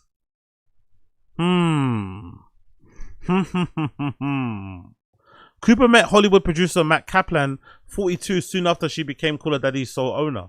She introduced him to Cooler Daddy gang simply as Mr. Sexy Zoo Man, and in 2023, he became a business partner. Cooler Daddy began a new era, one that was no longer just about hot sex or wild nights out, but that matured as Cooper did. Her interviews hit a new level of cultural significance. Guests included everyone from Miley Cyrus, Hailey Bieber to Michelle Obama, Kamala Harris. In 2024, Cooper secured a contract with SiriusXM, estimated at $125 million. By the way, I feel so Sophia should deserve some of this money too. Hopefully that book blows up for her, but I feel like Sophia Franklin, man, like I feel so bad for her, man. The way she kind of got booted out of Cooler Daddy and didn't get this kind of money is brutal. 3 months after her engagement to Kaplan in March 2023, the couple brought Cooler Daddy and Kaplan's Ace Management, the young adult-centered production studio that developed the franchise like Two Older Boys, under the same umbrella to create a new media company called Trending. Shortly after came Unwell, a subsidiary whose name is nod to Cooler Daddy's early lexicon. In addition to producing Cooler Daddy, Unwell would host events, launch series of other podcasts. It brought on other young female talent like 25-year-old British influencer Madeline Argy and Phoebe Gates, Bill Gates' 23-year-old daughter, who founded the retail platform Fia with her Stanford roommate Sophia Kiani. Scrolling down. Until recently, Gates co-hosted the podcast The Burnouts about running a startup through Unwell. After wrapping season 1 with Unwell, the contract concluded that both sides mutually agreed to part ways, sources familiar with the Vanity Fair says. The Burnouts are now actively exploring new partners for season 2. Unwell did not respond to Vanity Fair's comment. Unwell's earliest talent acquisition also included Alex Early. Early, fresh out University of Miami and a full-time influencer by summer 2023, possesses much of the same magnetism of Cooper on the mic and appearance. They are both thin, blonde-haired, blue-eyed white women with big boobs. Coopers are real, Earlys are not. They have shared their listeners at various points. They both have the uncanny ability of working relentlessly while making millions of young women feel as though they are listening to good friends. The quote, "I feel honored to be at a place in my career where I can pass along the knowledge and advice of a new generation of creators to flourish," Cooper said at the announcement of Early joining Unwell to launch her own podcast in 2023. Neither Cooper nor Early have ever publicly given a reason for their schism, but it has played out enough in tabloids and social media that even covering the feud became a story in its own right. Well, in my own reporting, Page 6 published a thinly sourced item that I was working on a story. The paper pointed out that not that long ago, Early fan piece was a Q&A I had done at Early with the Linda Wells' Airmail series Getting Into Bed With, in which celebrities walk readers through their bedtime routines. I edited the series in the time and interviewing subjects ranging from Monica Bellucci to Gwyneth Paltrow. That piece is a far cry from Woodward and Bernstein, said Tanita Siegel. Maybe Molot upped the journalism game over the past years, but some of the Team Cooper are skeptical that she would only be a reporter for 5 minutes. Some of them on Team Cooper. The day after the Page 6 story ran, Vanity Fair received a letter from an attorney, Brian Friedman, who represented Justin Baldoni against Blake Lively, Tucker Carlson and Megyn Kelly against the respective networks, Kevin Spacey in his Me Too saga, and both Don Lemon and Chris Cuomo in professional matters. The letter, sent on behalf of Cooper, Kaplan, and Unwell, accused this magazine of assigning this story to a novice journalist, alleging that I was connection to Early and a direct competitor to other clients in podcasting and influencer space. The letter included a threat: "If this story so much as suggests any sexual improprieties on Mr. Kaplan's part, I will make it my life's mission to ensure Vanity Fair days are numbered." Wow. So they already knew that husband's on a mad one. Obviously, I grew up in love with Alex Cooper, one young woman tells me. She felt like she, like several other current and former Unwell employees I spoke to, recalled the excitement that she felt upon learning she'd scored what she believed to be a dream job working for a hero.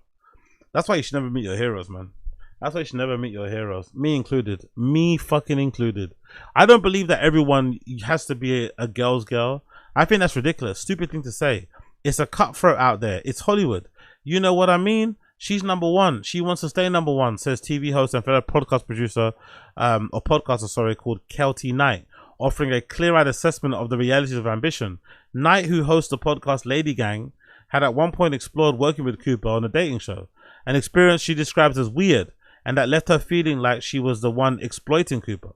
I was like, why am I being made to feel like this? I'm trying to create a success for you, she says.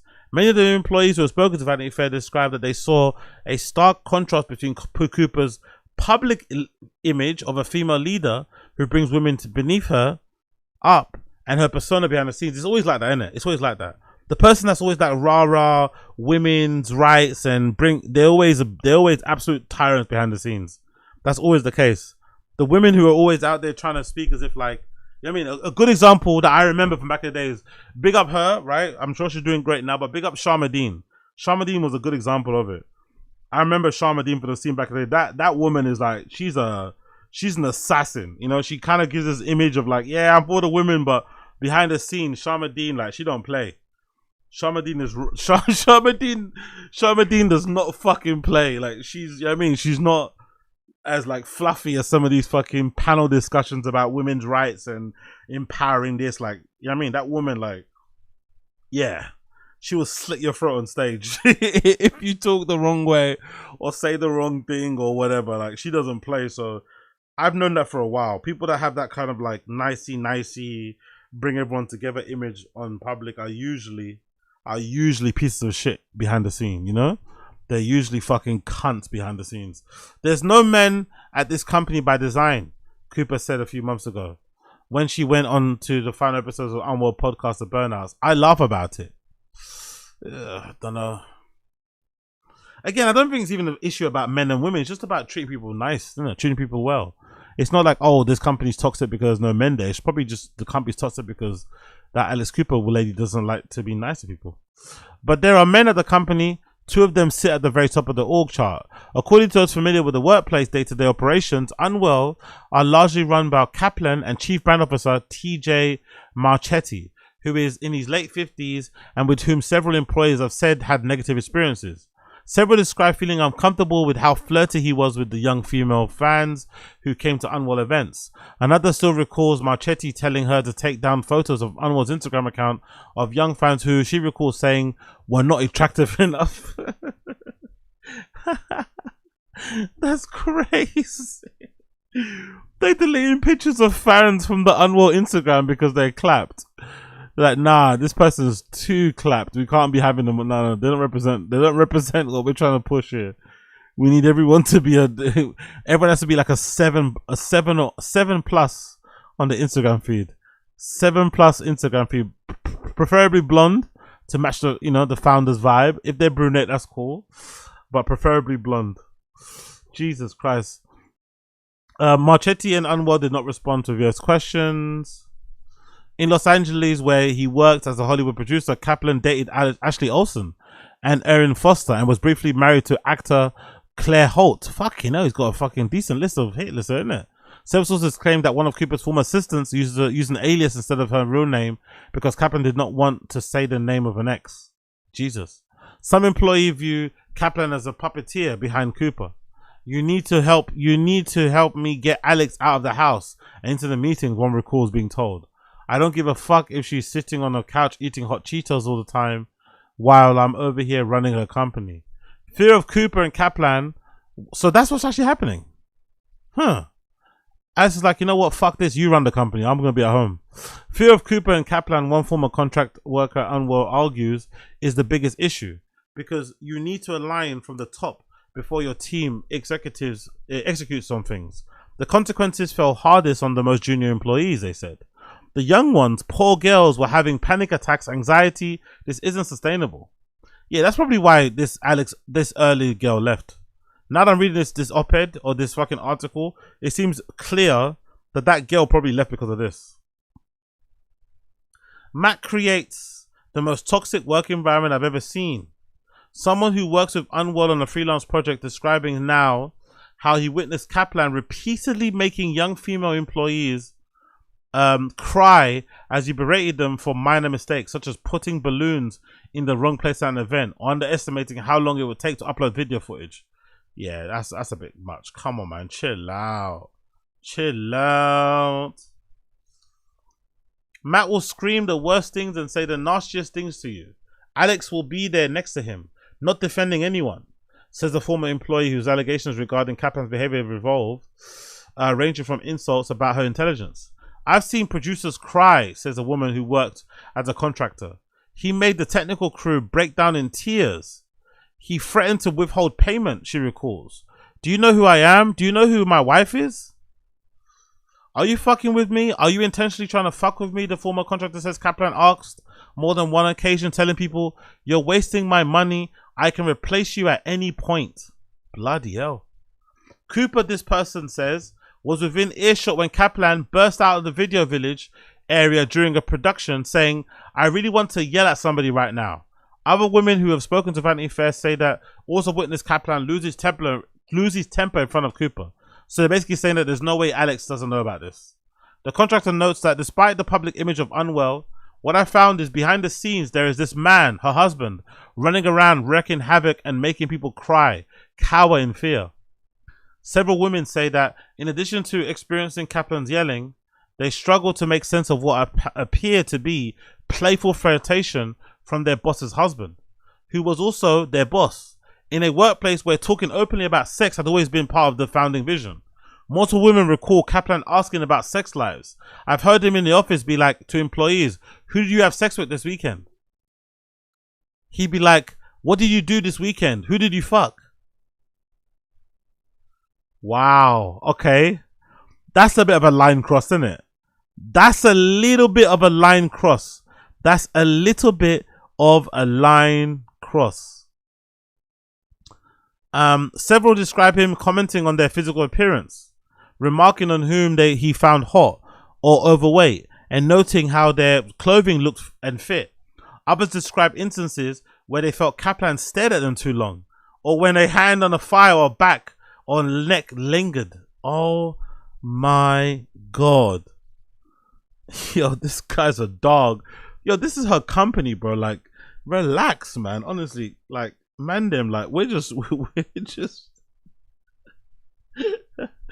man, them, man. We're just psychos, aren't we? We really are psychos. It's your wife's fucking like, relax, bro. Like, tranquilo, man. Calm down. Grab a glass of water, bro. Like, chill. One employee says Kaplan was definitely a flirty guy, but I can't say that I felt uncomfortable. Rather, it was Machete who gave her another colleague's discomfort. I would cry every day, and I'm tough. You can say crazy shit to me. I would cry every day. Well, you're not really tough if you cry, innit? Who claims she often yelled at her. Getting yelled at and crying is crazy as an adult. I'm not gonna lie. Letting someone yell at you, well, no, someone yelling at you in the first place is crazy as an adult, but then crying in response is fucking insane. It's batshit, like crying like a little kid because someone screamed at you is fucking nuts. Like, no one scream can ever make me cry. Like, if anything, it'll make me laugh. Someone yelling at me will just make me laugh. It's not gonna make me cry. Never as an adult am I gonna let someone yelling at me make me cry. That's something that you do when you're a child, you know? When you're a fucking baby. But I don't know, maybe it's different when you're a girl. I don't know, but I'm not letting anybody scream at me and make me cry. Never. It's not happening. I'm sorry. I refuse. Kaplan's interactions with employees, according to several former staff, could similarly veer into the unprofessional. One of the prior employees recalls coming to Kaplan about a work question when he just kind of cut me off, probing about her dating life. The woman felt unable to steer him away from it into her personal life. He touched my arm at one point. Don't do this. Alex is standing right there. God damn. The way Kaplan was running the company, according to several sources who spoke to Vanity Fair, was in direct opposition to the uplifting feminist workplace Cooper claimed it to be. Mean Girls. This girl on girl shit needs to stop, Cooper wrote in her Instagram story amid the fallout with the public food early in April, once again voicing the kind of supportive feminist messaging of a company tasked with building a future of Alex Cooper's. It's a vision that was attracted to a generation of women who wanted to follow her every move. But if the company's inner workings actually hindered its stated mission, there's a line between feminism for uplifting the next generation of women and feminism weaponized to insulate oneself at the top. Very, very true. And what does it mean when ultimately a man appears to be in charge of it all? One former employee recalls particularly telling an anecdote from when Early was on her way out of the company and refused to participate in an event. Kaplan, maybe jokingly, maybe not, suggested they bring Early's colleague and nemesis to the event instead. Jesus Christ. Isn't that a little mean girl? Employees remembered the colleague asking Kaplan. We're all mean girls at this company, a source recalls Kaplan responding. I'm the biggest mean girl of anyone. Jesus Christ. Jesus Christ. So yeah, man. It seems like it's not all rosy at the Unwell headquarters. It's not all rosy at the Unwell headquarters.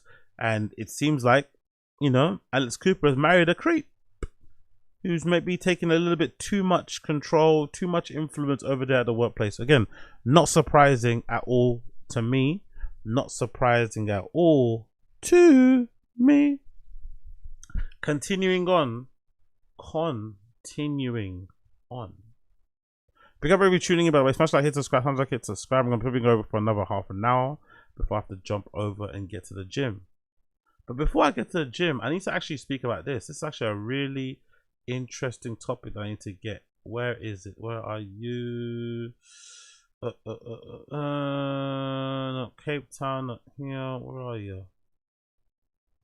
Where is the fucking news? Where did I put it? Is it here? Nope. Okay, cool. Let's go there. Bear me 1 second here while I get it up. There you go. Boom, boom, boom. Okay, cool. Bam. There we go. That's what I wanted to do. That's what I wanted to do.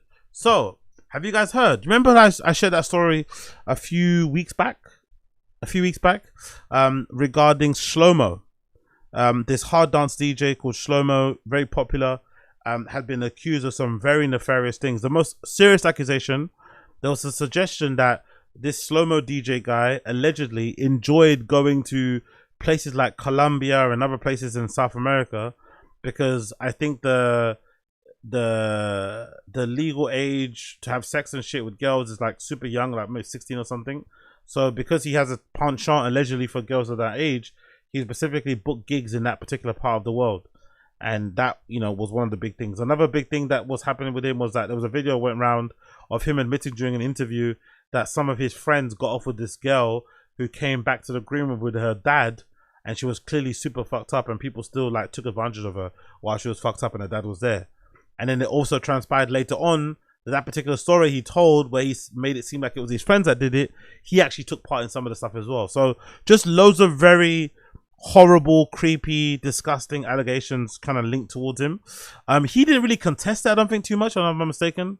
I don't think he contested, if I'm not mistaken the story correctly, he didn't really contest it too much. He kind of just disappeared, got dropped off of loads of fucking festivals and parties.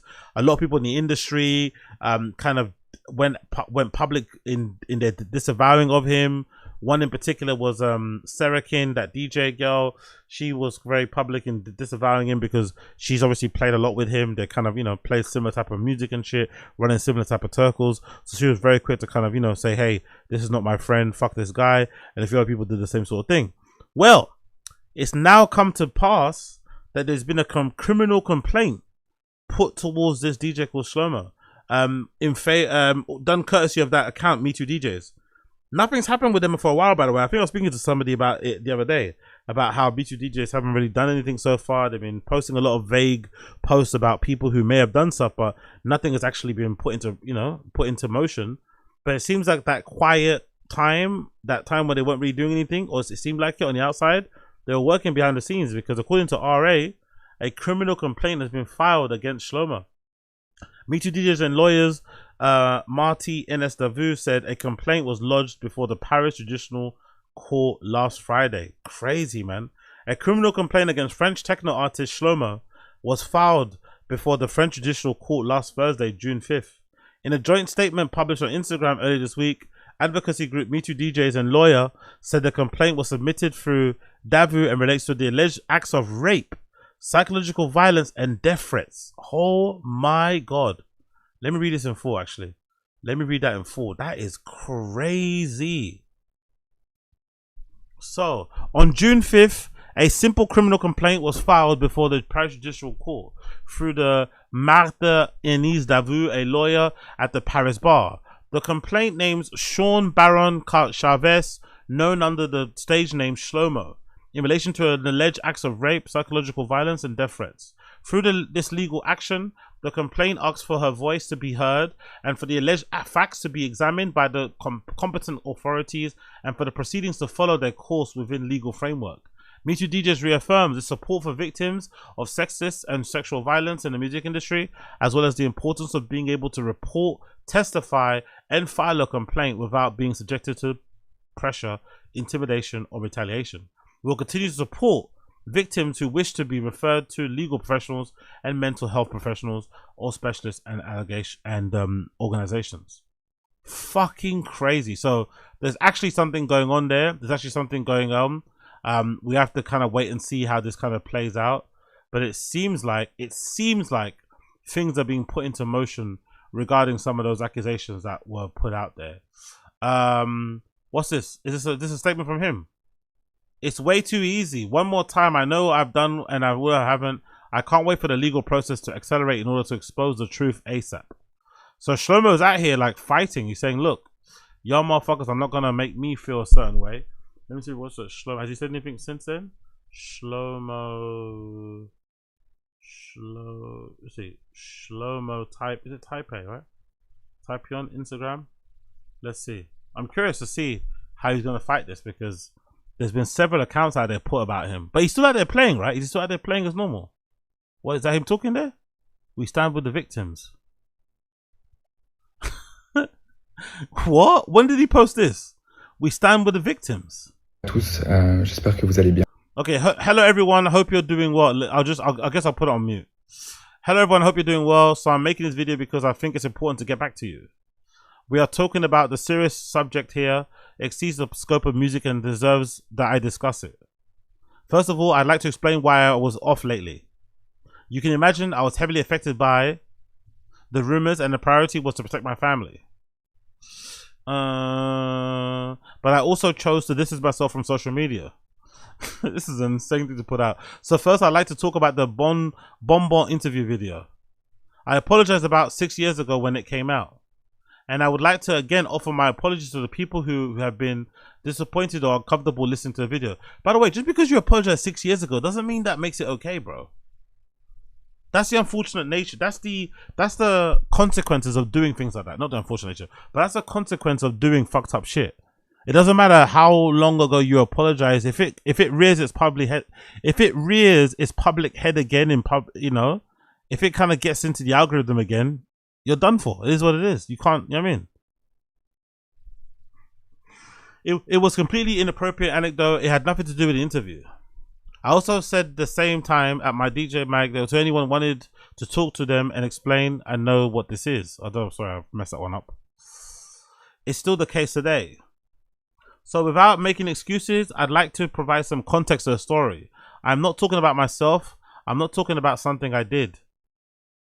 So why share it then? I'm recounting a situation that I witnessed like other people at the club. It's still bad. What? So you were there where somebody was getting assaulted and you did nothing. I'm just sharing what I saw and you're like, you're defending yourself for doing nothing. You're defending your right to be with people who do those type of things. This guy's insane.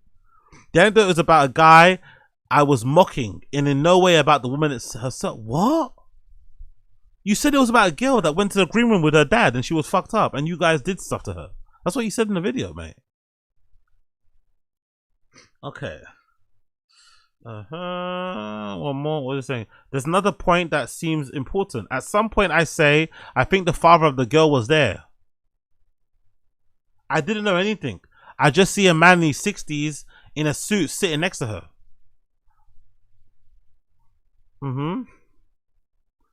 I don't even know if they talked. I don't honestly. What type of detail is that? That's not even the main problem here. That's a weird story. That's a weird detail to fixate on. He's definitely lying. I know if they know each other. Anyway, it was stupid. So that does not excuse me at all for having told this anecdote. In hindsight, I should have acted with much more maturity. Yeah, for sure, duh. And make sure the person concerned was okay, duh. In any case, I have indeed learned this lesson. How old were you then? Was he like 30? Was he like 36 then? He might be like 46, right? He looks like an older dude. You were 36. You're what? Next, there are certain aspects of my private life that have been exposed. Certain aspects, namely relationships outside of marriage. He's married, you know. That's the thing that's crazy. This whole time he's married.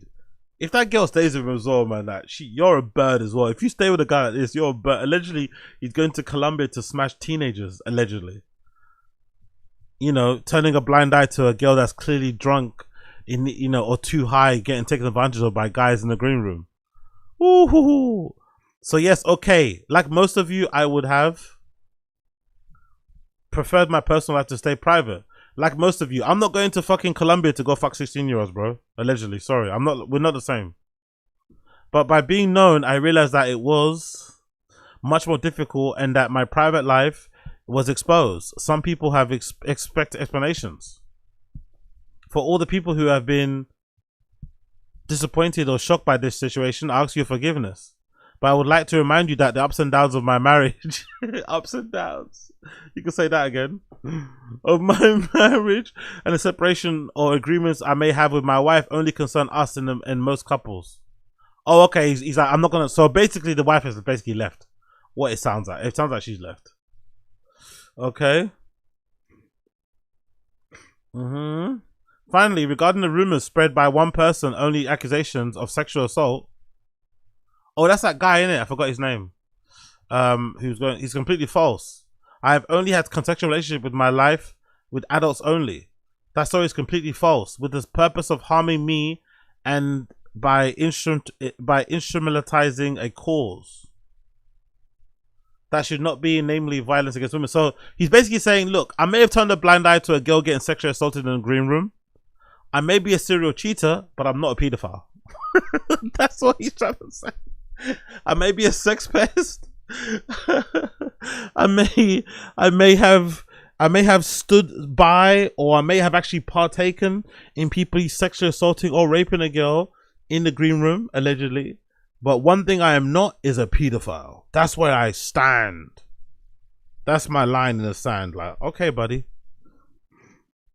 In an extremely important cause that affects us all, concerns us all, especially in our seeing that we have a responsibility to make the club a safe space. Yeah, you're not a safe space, mate. You're like the opposite of a safe space. You're like you're the fucking nuclear, like a nuclear power plant is like overloading or overheating, and that's what you are, mate.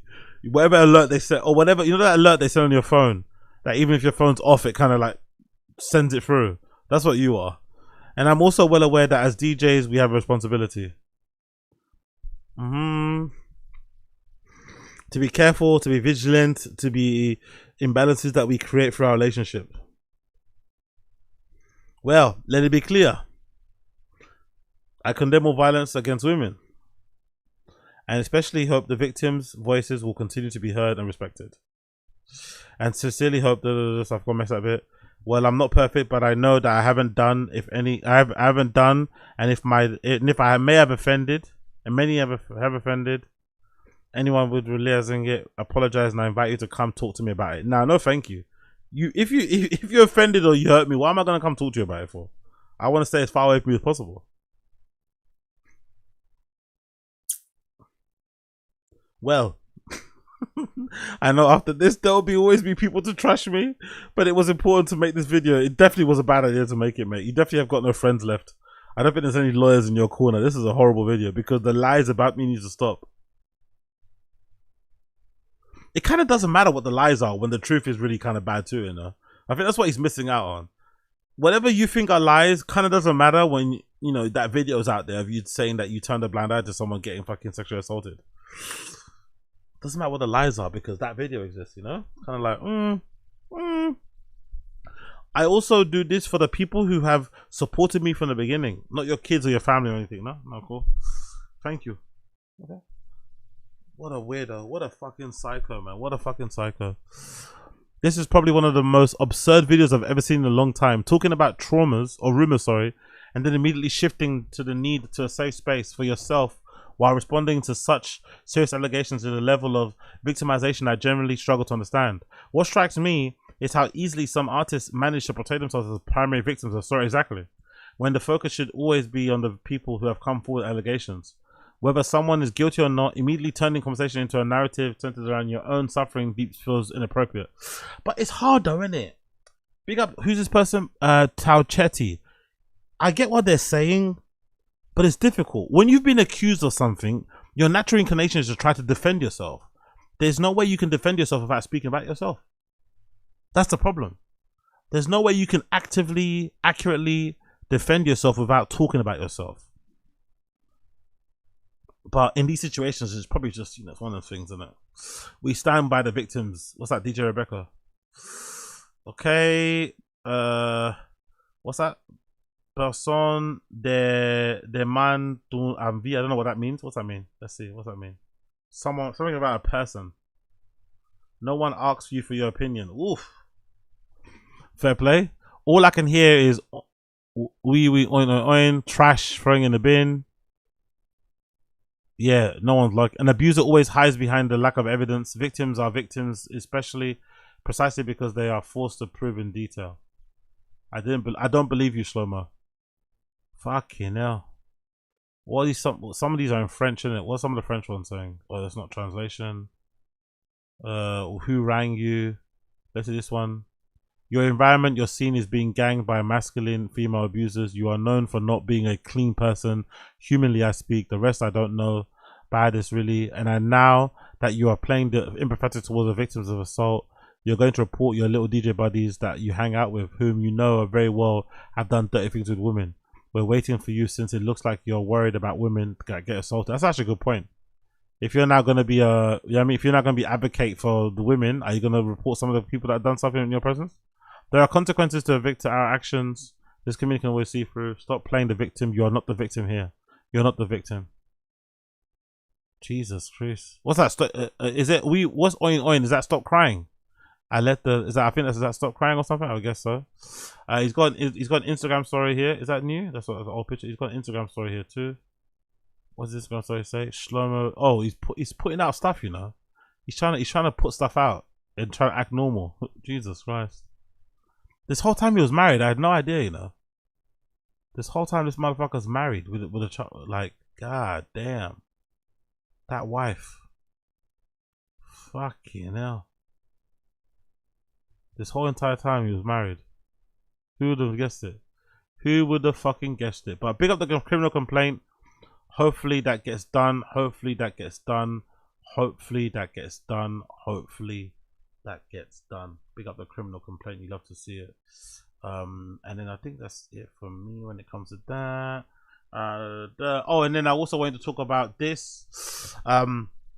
Obviously this is out already, the England and Palace Nike stuff, but some people have been asking me on my opinion. My opinion of it off the bat is that I don't mind the advert. I think the advert's kind of cool, but I think the clothes are pretty shit.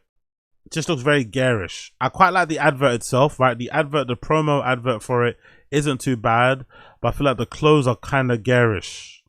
The logos and the colors and shit, it's a little bit trashy. I'm not gonna lie, it's a little bit shitty for me. If I had to pick something that I like, I think the tracksuit's kind of hard, and I like the silver jacket. The rest of it can go. The rest of it can get thrown in the bin. Even the jerseys, don't care. Especially the shoes. The shoes might be the worst bit.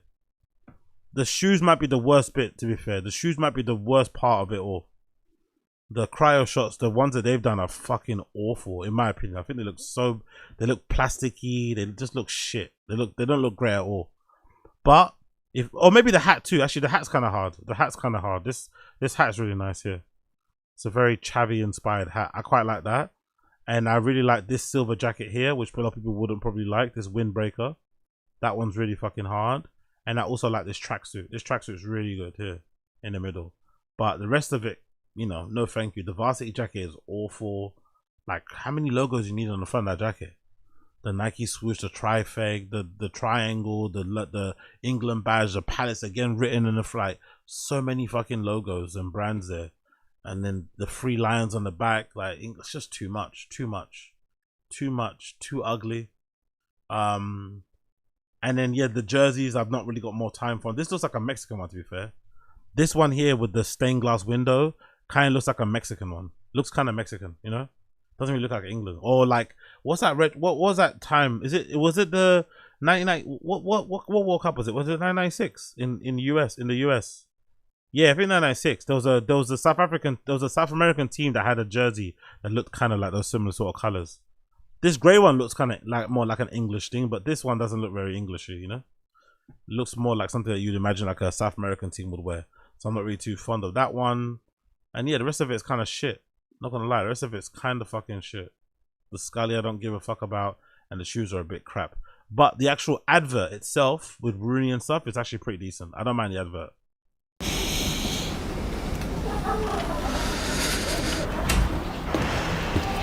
Hi Wayne, we're ready for you now. Just lost it. Sphinxes. It's the guy. Is that the next guy? The final?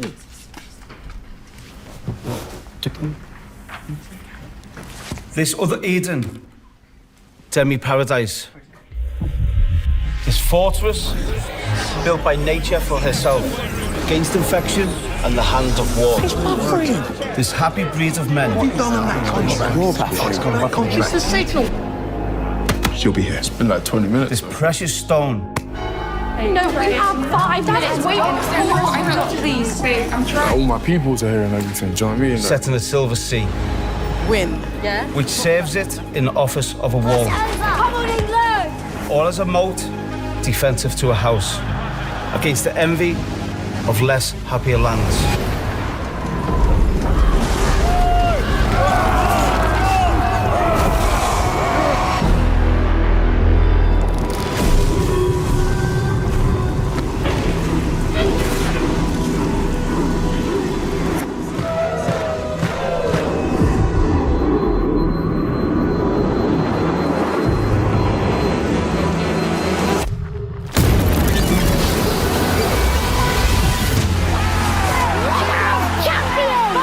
Blessed plot.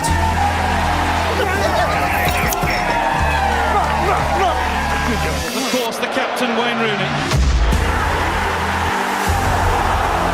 This earth.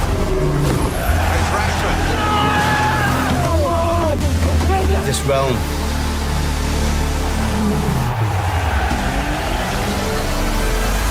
This England.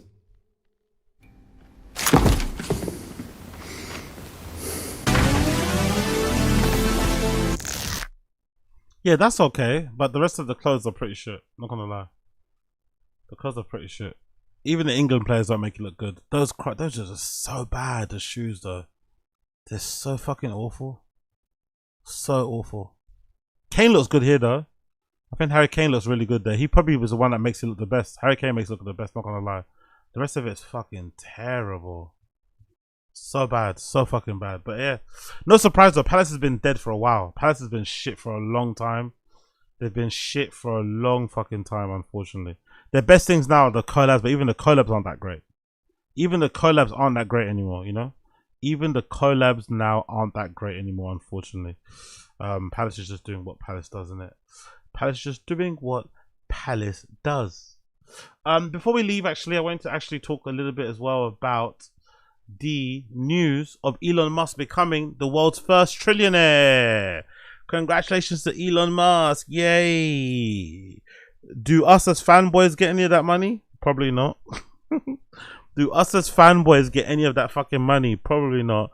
But Elon Musk becomes the world's first trillionaire as SpaceX shares soar on stock market debut. So SpaceX was listed on the stock market. They're now a public company for the first time ever. Unfortunately for guys like myself, it's now merged with Tesla, if I'm not mistaken, right? I think SpaceX and Tesla are now merged, which is weird because I don't know what that means for Tesla going forward and cars and shit. But let's actually scroll down and see what was said here. But Tesla and fucking SpaceX are now public and they're now merged into a super conglomerate. Let's scroll up here. It's really exciting. I love the space industry. Big up this person. Who's this? Big up Peta Cooper. Peta Cooper says she's a copywriter who lives in Cornwall on the south coast of England, is one of the planning to buy SpaceX shares when they start trading today. Cooper, who grew up in California, who already has a portfolio of shares mainly in the tech firm, plans to invest about £750. It's really exciting. I really love space industry. SpaceX have really been great track record so far of their launches and their innovation. While she expects the share price to dip at some point, she plans to hold onto the stock for a long time. I plan to keep in my portfolio and let it grow. SpaceX shares begin trading on the stock market exchange. Hard to believe a little company that started in a warehouse now is going public, largest IPO. Moments before the SpaceX began trading, co-founder and CEO Elon Musk had opening remarks. It's certainly hard to believe a little company that started in a warehouse in El Segundo is now going public with the largest IPO ever. I gave SpaceX less than 10% chance of succeeding at all. We want to be able to take anyone to the moon, anyone who wants to go to Mars or anywhere in the solar system. I am confident at this point that with the incredible team that we have here at SpaceX that we will do that for you. It's a big promise. Big promises. Musk pushed the button on the official to begin the trading from Texas, which was followed by confetti and a loop of Elton John's Rocket Man playing in the background. Bloody hell. SpaceX expected to open at $107 IPO. How much money is $1 trillion? As we are reporting in shares, $1 trillion is 1,000 billion. Jesus Christ. $1 trillion is 1,000 billion. That's 1 followed by 12 zeros. But how does the unimaginable sum compare with some real life things? To put into context, the personal wealth of King Charles is thought to be 1 billion. Less than 1 billion. While the world's most valuable sports team, the Dallas Cowboys, estimated to be worth 13 billion. The ride-hailing giant Uber has a market value of 142 billion. It would take the average US worker 16.3 million years to earn 1 trillion. 1 trillion is roughly the value of the entire Swiss economy. Oh my god. What else it says here? Elon Musk becomes the world's first trillionaire. Crazy shit. Crazy shit. A tech tycoon, controversial figure who is Elon Musk. We know about that already. What does SpaceX actually do? Elon Musk's company SpaceX raised $75 billion ahead of its initial public offering this morning, overtaking the previous record held by oil giant Saudi Aramco, which opened at $25.6 billion in 2019. Below is a breakdown of SpaceX's current operations, along with what it hopes to achieve in the future. SpaceX designs and builds launches rockets, Starlink, satellites that can provide global broadband, Starshield, secure satellite communications to defense national security, XAI, runs social media X and chatbot. What are the future ambitions? Increase income on AI and X, space tourism, asteroid mining, moon-based manufacturing, energy production, designing and making own chips, and building a data center in space. The most unlikely is probably the data center in space, probably. That's the most unlikely. Data center in space is probably the most unlikely. Maybe next to the moon manufacturing. But you never know. He could prove everybody wrong. SpaceX rocket lost money, so when did the moon base start playing? True. Hundreds of employees, but you heard this? This is a really big thing. Hundreds of employees of SpaceX become millionaires. He's made 400 people millionaires. Aside from the Wall Street buzz, this IPO stands as a massive, life-changing lottery ticket for certain investors. The listing is expected to mint over 4,000 current and former employees into wealthy individuals, with an estimated 400 projected to hold stakes of worth more than 100 million or more. And it's just incredible, isn't it? Imagine just being a regular employee and now you're worth millions because of you had stocks in SpaceX when it first launched. What does Musk do with all this money? Elon became the world's first trillionaire today, but he's previously insisted he leads a largely unglamorous life. Private planes and submarine cars aside. While he used to own a real estate portfolio which consisted of 7 mansions and swimming pools, Musk has a change of heart. He tweeted that he will own no house and will be devoted himself to Mars and Earth. In 2021, Musk tweeted that his primary home was a modest prefabricated house that cost him $50,000. He does own a vast collection of private planes and unusual cars, including one car that transformed into a submarine. So he does own some things, but largely keeps it Stum. So big up Elon, man. Big up fucking Elon.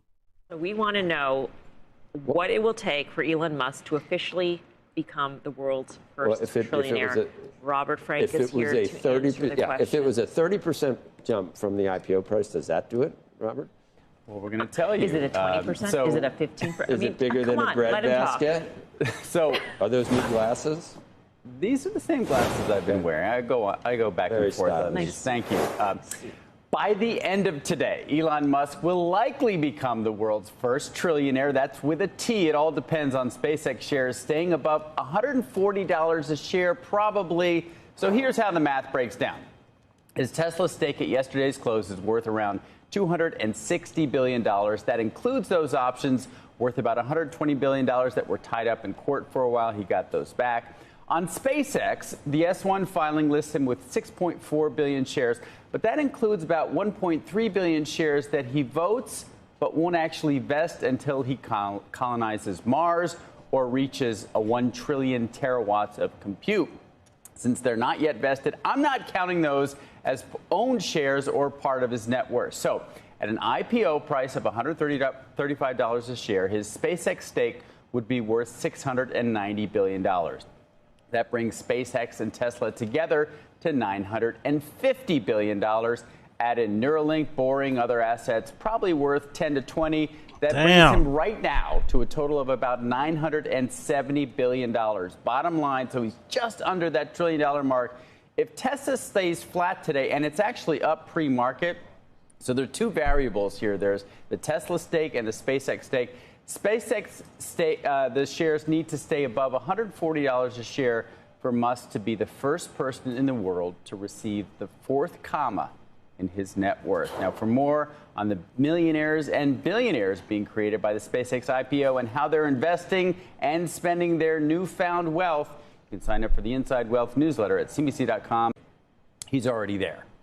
And if Tesla goes up today, if SpaceX stays at 135, then he'll probably be. But most likely, by the end of today, he will reach that trillionaire mark. Yeah, on paper, which is, I just like to think of it as 1,000 billion. 1,000 billion. You can't even wrap your head around that number. No.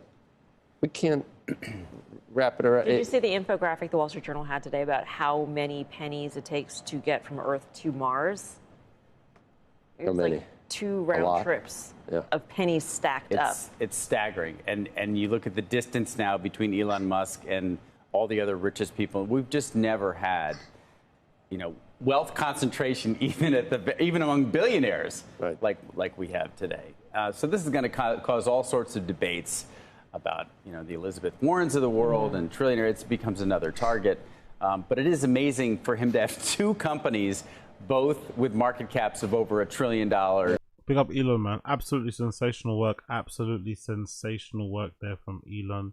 You love to see it. You love to see it. Be delusional, it says here. Be delusional. That's how they started off in the factory, blowing up rockets, not really going anywhere. And then now, all of a sudden, they've got the BFR.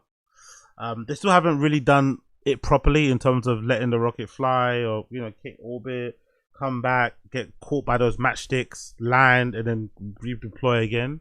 They've still got some far way to go before they do that. But it's, the plan is there. The intention is there. And if they do, I guess there's a lot of hope behind SpaceX. There's a lot of hope. There's a lot of hope. There's a lot of hope. There's a lot of hope. There's a lot of hope. So let's see. Because if they do what they said they're going to do, then the value that the company is now is going to seem like peanuts, It's going to seem like fucking peanuts if they do what they say they're actually going to do. And they follow through with it. So let's see. Let's fucking see.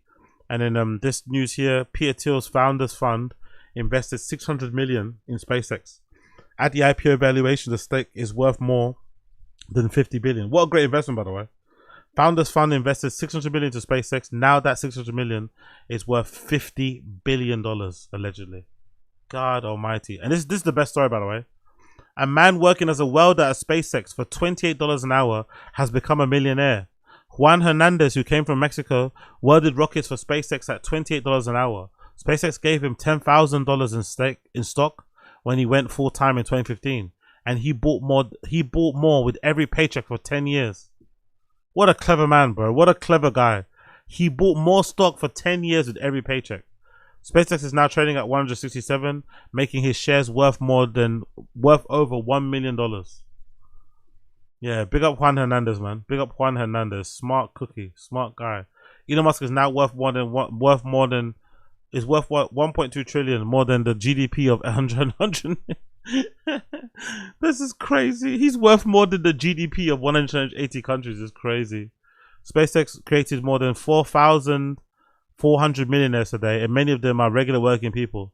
They're not executives or founders. They're welders, technicians, machinists, and launch crew.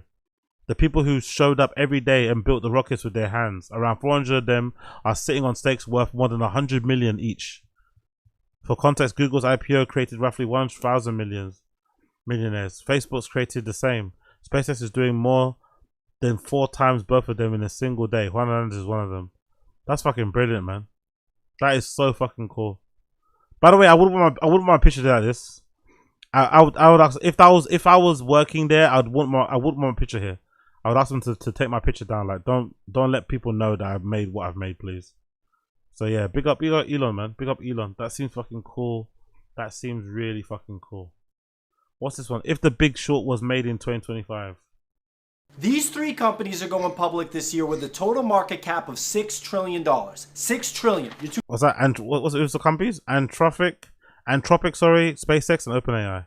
$6 trillion. You're too close. They go to 8. It's Armageddon. There literally isn't enough money in the market to support these 3 companies at an $8 trillion market cap. I'm talking all-out stock market collapse here because everybody knows the AI bubble's about to burst, but it's making them richer than they could ever imagine. I'm completely sure of the math. Look at him. That's my Juan. What? My Juan. My Juan Iglesias. My gardener. Look at him. You see anything different about him? Look at his mustache, his sombrero. He pivoted his landscaping business to AI last month and raised $300 million from A16Z. All he did was build an AI agent to trade for him on MoonPay. Yes, I'm sure of the math. Actually, my name's John and I do speak English. He just likes to say I don't to make it feel more authentic. I raised $300 million to build an AI-powered lawnmower. It's... So yeah, you see what's going on there. You see what's going on there. Oh, big up. Me and the SpaceX lunch lady is crazy. Me and the SpaceX lunch lady. Oh, big up. But yeah, big up SpaceX, man. Big up Elon Musk. Big up SpaceX. Big up Elon Musk. Big up SpaceX. Big up Elon Musk. Anyway, people, I'm off skis. I gotta head to the gym. I'm off skis. It's been a pleasure, not a chore. Thank you for tuning into Action Zing Show episode number, what's that, 1050?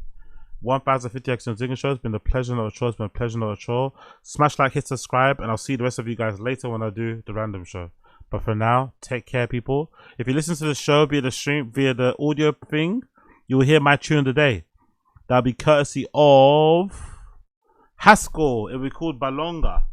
Haskell Balonga extended mix for the ones who listen to the show via the audio side of things.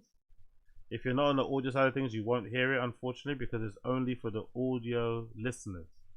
Haskell Balonga will be my song of the day. Haskell Balonga. That will be my song of the day, okay? So if you're listening to this, unfortunately, it will fade to black. Only people watching on Kick or listening via Twitter will hear it, and also the audio listeners. But for now, peace, people. See you guys later for Random Show. Bye.